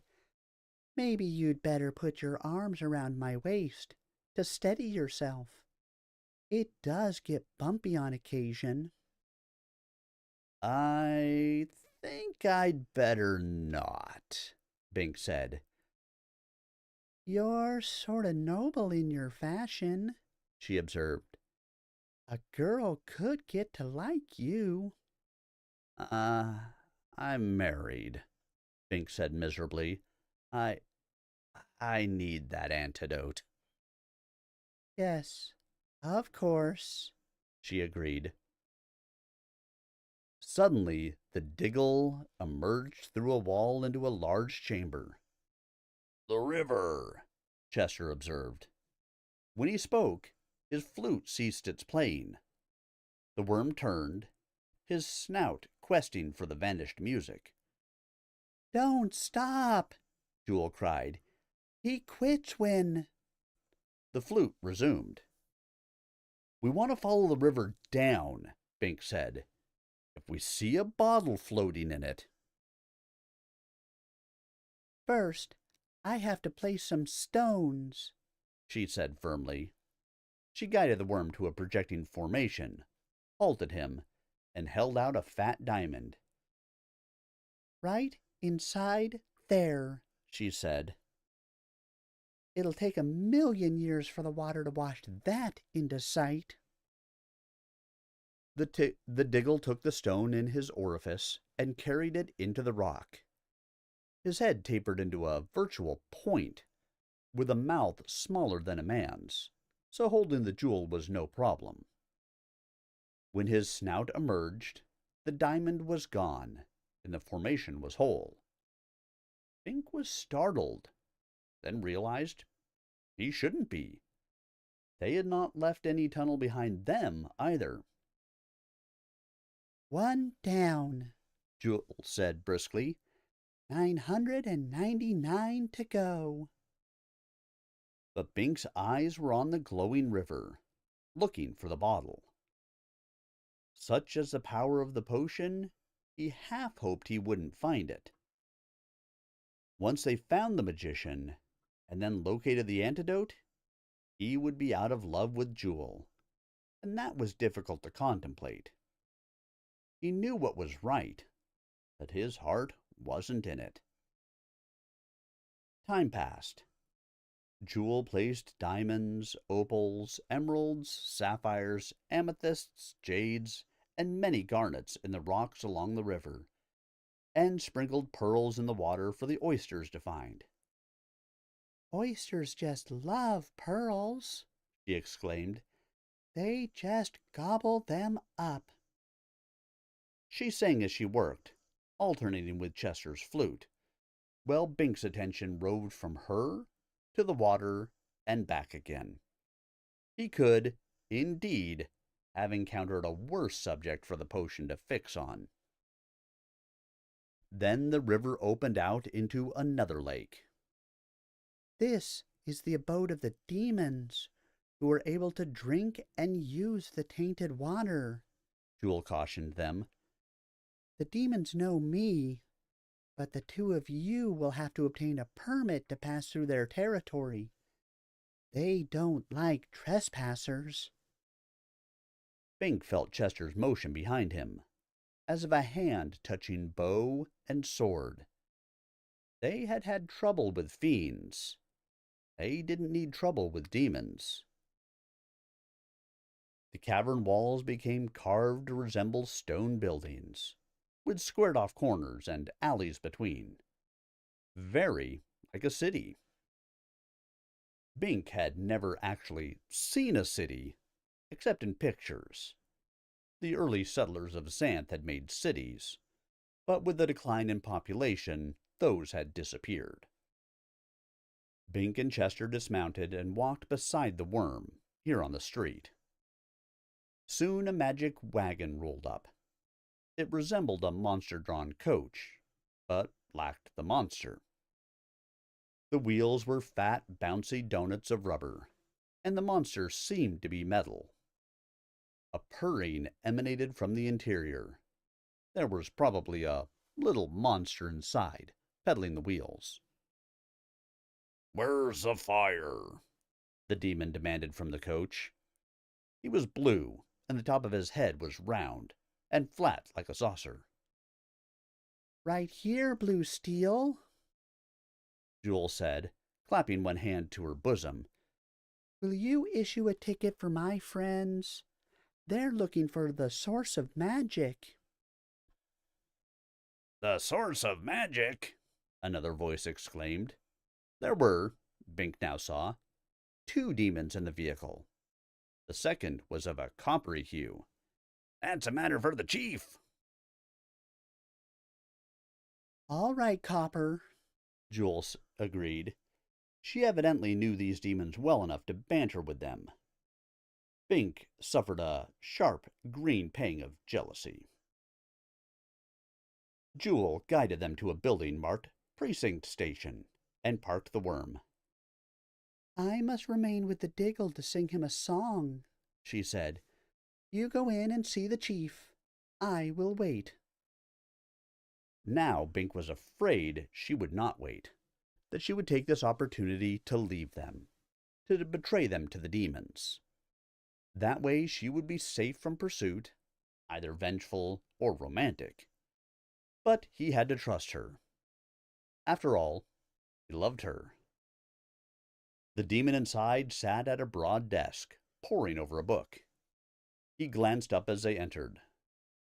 "Ah, yes, we were fated to meet again," he said. "Beauregard!" Bink exclaimed, amazed. "I'll issue the permits, of course," the demon said. "You were the specific instrument of my release, according to the rules of the game, and I feel an undemonly obligation. But allow me to entertain you properly, as you entertained me at the ogre's domicile. There is much you must be advised of before you pursue your quest further." There's a nymph waiting outside," Bink said. Beauregard shook his head. "You do seem to be jinxed, Bink. First you lose the bottle, then your heart. But never fear. We'll include the nymph in your party. We shall entertain the Diggle at our motor pool. He will enjoy the swim. We know Jewel very well. In fact, you could hardly have been more fortunate in your misfortune." In due course, Jewel joined them for supper. It was hard to believe that Dawn had been at the fringe of the region of madness, in a tree, and breakfast had been at the lake castle of the fiends, lunch with the nymph, and supper here, all in the same day. Down here under the ground, day had less meaning. Still, it had been an eventful period. The demon's meal was similar to the nymph's, only it was fashioned from minute magic creatures called yeast and bacteria. Bink wondered whether there were fronteria too, but didn't ask. Some of the food was like squash, which had been squashed only minutes before. Some resembled roast haunch of medium-long pig. Dessert was the frozen eye of a scream bird. Genuine eye scream was a rare delicacy, and so was this yellow-flavored imitation. "I sampled the eye of a smilk once," Jester said, "but it was not as good as this." "You have good taste," Beauregard said. "Oh no, centaur's eyes have inferior flavor," Jester said quickly. "You are too modest." But the demon smiled reassuringly. "Screams have more fat than smilks, so their eyes provide more flavor, as you recognized." After the repast, they retired to Beauregard's den, where a tame fire drake blazed merrily. "Now, we shall provide you excellent accommodations for the night," the demon said. "We shall not interfere in any way with your quest. However—" "What is it you know that we don't?" Bink asked anxiously. "I know the nature of demons," Beauregard said. "Oh, we don't plan to bother you here. We're going on to—" "Bear with me, Bink." Beauregard brought out a fancy little bottle, uttered an obscene word, and made a mystic gesture. The cork popped out, vapor issued forth, and formed into Good Magician Humphrey. Amazed, Bink could only ask, "But where's Crombie?" "Back in the bottle," Humphrey said shortly. "It would help if you recovered your fumble promptly." But if Beauregard can rescue you... I have not rescued him, the demon said. I have conjured him. He must now do my bidding. Just as you once did his bidding, Bink said. Correct. It all depends on who is confined and who possesses the controlling magic. The magician has dabbled in demonology. He is now subject to our humanology. But does that mean... No, I shall not abuse the situation. My interest is in research, not ironies. I merely make this demonstration to convince you that there is more to magic than you may have supposed, and that the possible consequences of your quest may be more extensive than you would care to risk. I already know something is trying to stop me, Bink said. Yes, it is some kind of a demon, and that is the problem. Most demons have no more magic than most humans do, but the demons of the depths are something else. They are to ordinary demons like me, as magicians are to ordinary people like you. It is not wise to venture into their demeanor. You're a demon, Chester said suspiciously. Why are you telling us this? Because he's a good demon, Jewel said. He helps people. Because I care about the welfare of Xanth, Beauregard said. If I were convinced Xanth would be better off without people, I would work toward that end. But though I have had doubt on occasion, so far I believe the species of man is a net benefit. He looked at the magician. Even gnomes like him. Humphrey merely stood there. Why don't you set him free, then? Bink asked, not wholly trusting the demon. I cannot free him. Only the holder of his container can do that. But here he is. You summoned him from your bottle. My magic has granted me a temporary lease of his service. I can only evoke him briefly, and cannot keep him. If I had his bottle, then I could control him, since he was so foolish as to confine himself in that manner. That is why you must recover that bottle before it breaks, Bink said. It will never break. It is an enchanted bottle. I know, for I occupied it and made sure it was secure. No, the danger is that your enemy will recover it first. Bink was appalled. The enemy! For then, that enemy would control the magician, and all Humphrey's power would be at the enemy's service. In that event, Humphrey's chances of surviving would be poor, almost as poor as yours. I must get that bottle, Bink cried. If only I knew where it is. That is the service I require, Beauregard said. Magician, inform Bink of your precise location, so he can rescue you.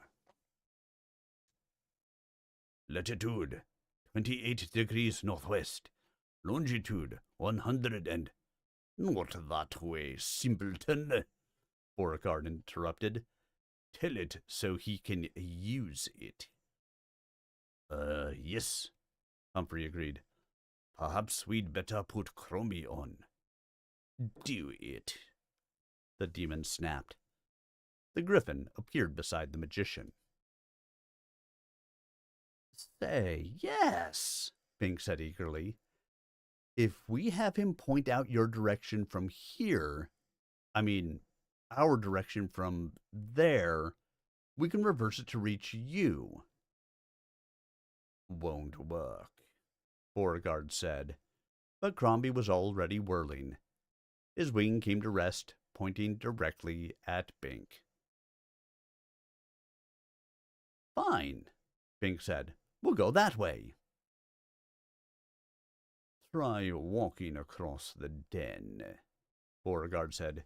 Griffin, hold that point. Perplexed, Bink walked. Crombie didn't move, but his pointing wing continued aiming at Bink.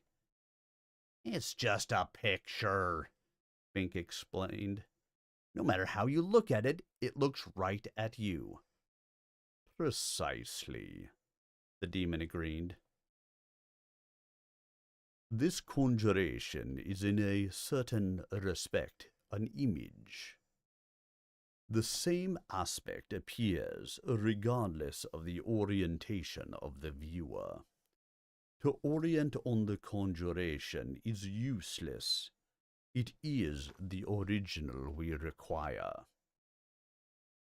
Easily solved, demon, Humphrey snapped. Crombie, point out the direction of our bottle as viewed from the locale of the conjuration. How simple. The conjuration was here, so this would give the proper direction to there. But would it work? The griffin whirled and pointed again. This time the wing aimed away from Bink and downward. That is the way you must go, Beauregard said gravely. Now, before I banish the image, have you any questions? I do, Chester said. About my talent. Beauregard smiled. Very clever, Centaur. I think you have the mind of a demon. It is indeed possible, in this situation, for you to obtain the information you seek without incurring the magician's normal fee, if your ethics permit such exploitation. No, Chester said. I'm not trying to cheat. Magician, I know my talent already, but I've already served part of the fee, and am stuck for the rest. Humphrey smiled. I never specified the question I would answer. Pick another question for the fee. That was part of the agreement. Say, good, Chester said, like a colt with sudden access to the farthest and greenest pasture. He pondered briefly. Cherie. I'd sure like to know her talent, if she has one. A magical one, I mean. Her and her less magical than thou attitude. She has a talent, Humphrey said. Do you wish the answer now? No, I might figure it out myself again. The magician spread his hands. As you prefer. However, we are not insured against accidents of fate. If you don't solve it, and Bink doesn't find my bottle before the enemy does, I may be forced to renege. Do you care to take that risk? What do you mean, before the enemy does? Bink demanded. How close is the enemy to? That is precisely what we were discussing before, Beauregard said. It seems the magician cannot be protected from his own information talent. He is correct. That bottle has been carried very close to the region your enemy inhabits, and it is very likely that the enemy is aware of that. Thus, this is not a routine search for the bottle, but a race against active opposition. But what is the nature of the enemy? Bink demanded. Begone, magician, Beauregard said. Humphrey and Crombie converted into smoke and swirled into the bottle. I cannot answer that question directly, other than to remind you that the enemy must be some sort of demon. Therefore, I spare myself the embarrassment of confessing my ignorance in the presence of my human counterpart in research. Professional rivalry, you might say. I don't care about professional rivalry, Bink retorted. The good magician and Crombie are my friends. I've got to save them. You're loyal, Jewel said admiringly. The thing you must understand, Beauregard continued, is that as you approach the source of magic, the magic of the immediate environment becomes stronger, in a function resembling a logarithmic progression. Therefore, I don't understand that, Bink said. What have logs to do with it? Is the enemy a tree? He means the magic gets stronger faster as you get closer, Chester explained. Centaurs had excellent mathematical comprehension. Precisely, the demon agreed. Thus, we demons, being more proximate to the source, tend to be more magical than you creatures at the fringe. But in the immediate vicinity of the source, the magic is far stronger than we can fathom. Therefore, I cannot identify your specific enemy or describe his magic, but it is likely that it is stronger magic than you have encountered before. I've met pretty strong magic, Bink said dubiously. Yes, I know. And you have extremely strong magic yourself. But this, well, though I have never been able to fathom the precise nature of your talent, therefore my prior remark about you being an ordinary individual, empirical data suggest that it relates to your personal welfare. But at the source... Suddenly I understand, Bink said. Where I'm going, the magic is stronger than mine. Just so. Thus, you will be vulnerable in a manner you have not been before. Your own magic suffers enhancement as you proceed, but only in a geometric ratio. Therefore, it cannot. He means the enemy magic gets stronger faster than our magic, Chester said. So we're losing power proportionally. Precisely, the demon agreed. The nature of the curves suggests that the differential will not become gross until you are extremely close to the source, so you may not be much inconvenienced by it, or even aware of it. Still. So, If I continue, Bink said slowly, I come up against an enemy who is stronger than I am.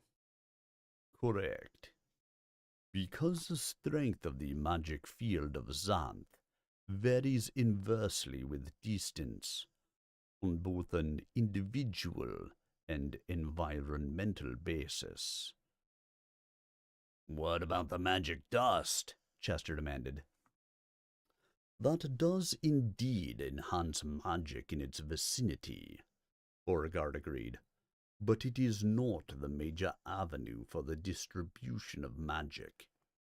The dust is basically convective, while most magic is conductive. Were that village to close down its operations, the magic of Xanth would continue, only slightly abated. So they might as well relax, Bink said.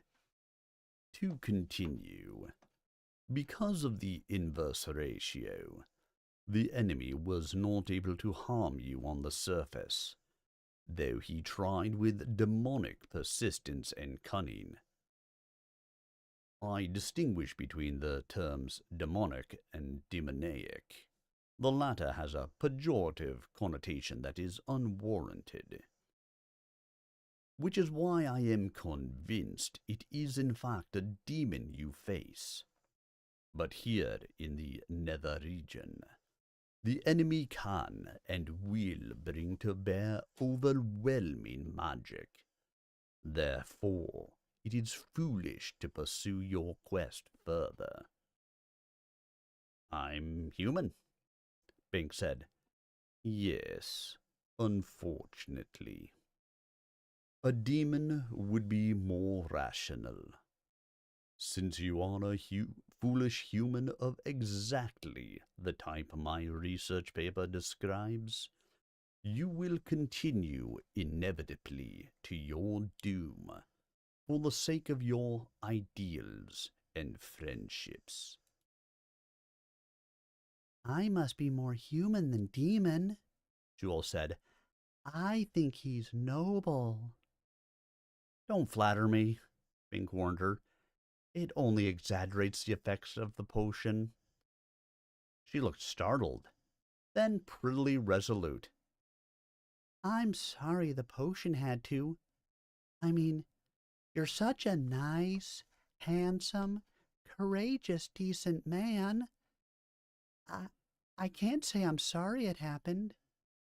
When we get back, maybe I will take a drink myself. But one reason I need the magician is to find the antidote, Bink pointed out. Apart from my friendship for him, I mean. In fact, we should have asked Crombie to point out the locale of the antidote, so... I could summon them again, Beauregard said, but I would not advise it. Why not? Bink asked. Because, in the event that the enemy is not yet aware of the precise location of their bottle, we do not wish to call further attention to it. We do not know what mechanisms the enemy has to observe you, now that its squiggle is gone. But we cannot afford to assume they are negligible. It would be better to rescue your friends first, then attend to your more personal business. Yes, that is true, Bink said. He turned to the nymph. Jewel, I regret having to inconvenience you further, but my loyalty to my friends comes first. I promise, as soon as we rescue them. That's all right, she said, seeming not at all displeased. She could wait here, Chester said, or go about her normal business. Once we obtain the antidote, we can bring it back and... No, only the Diggle can take you there fast enough, Jewel said. And only I can guide the Diggle. There's lots of bad magic in the river channel, and very little in the solid rock. I'm coming along. I hoped you would say that, Bink said. Of course, my feeling doesn't count since... Jewel stepped up and kissed him on the mouth. I like your honesty too, she said. Let's get going. Bink, momentarily stunned by the potency of this first voluntary kiss, forced his mind to focus on the mission. Yes, we must hurry. The goblins are very bad in the deeper reaches, Beauregard said. In recent years they have lost their savagery on the surface, but below they retain it. You have not encountered goblins like these. It's not a matter of choice, Bink said. We have to go there. Then stay on well-lighted routes. When you're not phasing through actual rock. Like nickelpedes, they don't like light. They will face it if they have to, but generally they avoid it. Bink turned to the nymph. Is that why you're afraid of the dark? Can you keep us in the light? She nodded. Yes. Yes. She agreed to each question. Bink somehow had the impression that he could have asked somewhat more personal questions and had the same response. Or was that a flight of romantic fancy spawned by the potion? At least get a good night's rest, Beauregard urged. We demons don't need sleep as such, but you humans can get very irritable if... No, we'd better move right along, Bink said. A few hours could make the difference. So could fatigue, Beauregard pointed out. You will need all your faculties about you when you face the big magic. Seems to me one demon's stalling, Chester said. Beauregard spread his hands. Perhaps there is. Perhaps I am, Centaur. There is one thing I have not told you. If you plan to tell it now, Bink said, because we're leaving now. It is this, the demon said reluctantly. I am not at all certain that your quest is proper. Not proper, Bink exploded. To rescue my friends? To seek the source of the magic of Xanth. All I want is information. You, of all demons, should understand that. Too well, Beauregard said. Information can be the most dangerous thing there is. Consider the power of your magician who specializes in information. Suppose he were armed with full knowledge about the ultimate nature of magic. Where would be the limits of his power then? Humphrey wouldn't hurt Xanth, Bink protested. He's a good magician. But once knowledge of the nature of the source of magic were known, what would stop an evil magician from obtaining it? With the strongest magic of all, he could rule Xanth or destroy it. Bing considered. He remembered how an evil magician had taken over the crown of Xanth, and had turned out not to be evil at all. But that had been a special situation. Suppose a truly evil man, or woman, obtained unconscionable power. I see your point, I'll think about it. Maybe I won't go all the way to the source, but I must rescue the magician, regardless. Yes, of course, Beauregard agreed, seeming ill at ease for a demon. They boarded the Diggle and moved out, following the direction Crombie had indicated.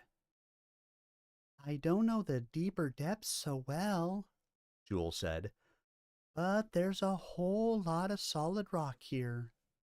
Since we're not following so close to the river, I'll tell the Diggle to stay within the rock until we get there, and only to come out where there is light.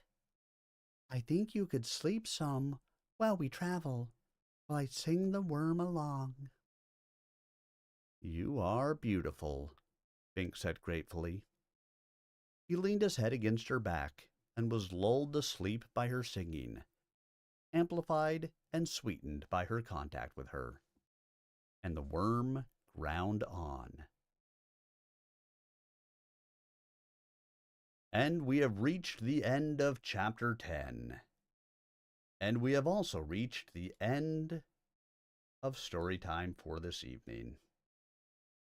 Hope you guys enjoyed those 2 chapters. We are getting closer and closer to the source of Magic of Xanth. Sorry for those of you guys who have been around a little while and we're here for through the couple of issues with the connection. Don't know why there was issues with the connection, but either way, glad you guys stuck it out. As always, thank you. The greatest gift that you can give to a streamer is a gift of your time. And I appreciate that you guys gave me the gift of yours this evening. Whether it was for 5 minutes or for the full 3 hours. Whichever way, thanks so much for having been here with me. I will have these videos posted up to my YouTube channel within the next hour or so. Again, youtube.com/@SirArminius. You can find all of the previous chapters of this, the first book, and all of the live stories that I have read. At least for my Storytime Tuesdays. I will be back again tomorrow with some Pathfinder, and then Thursday with Stompy Mech Night. This weekend, for my Mech Warrior fans, look forward to some comp on Saturday. We have a comp match. Woohoo! I will be streaming with a delay, so just be aware. I want to say 8:30 on Saturday night. I hope you guys have a wonderful rest of your day. And thank you all so much for being here. Have a great night. Good night, all.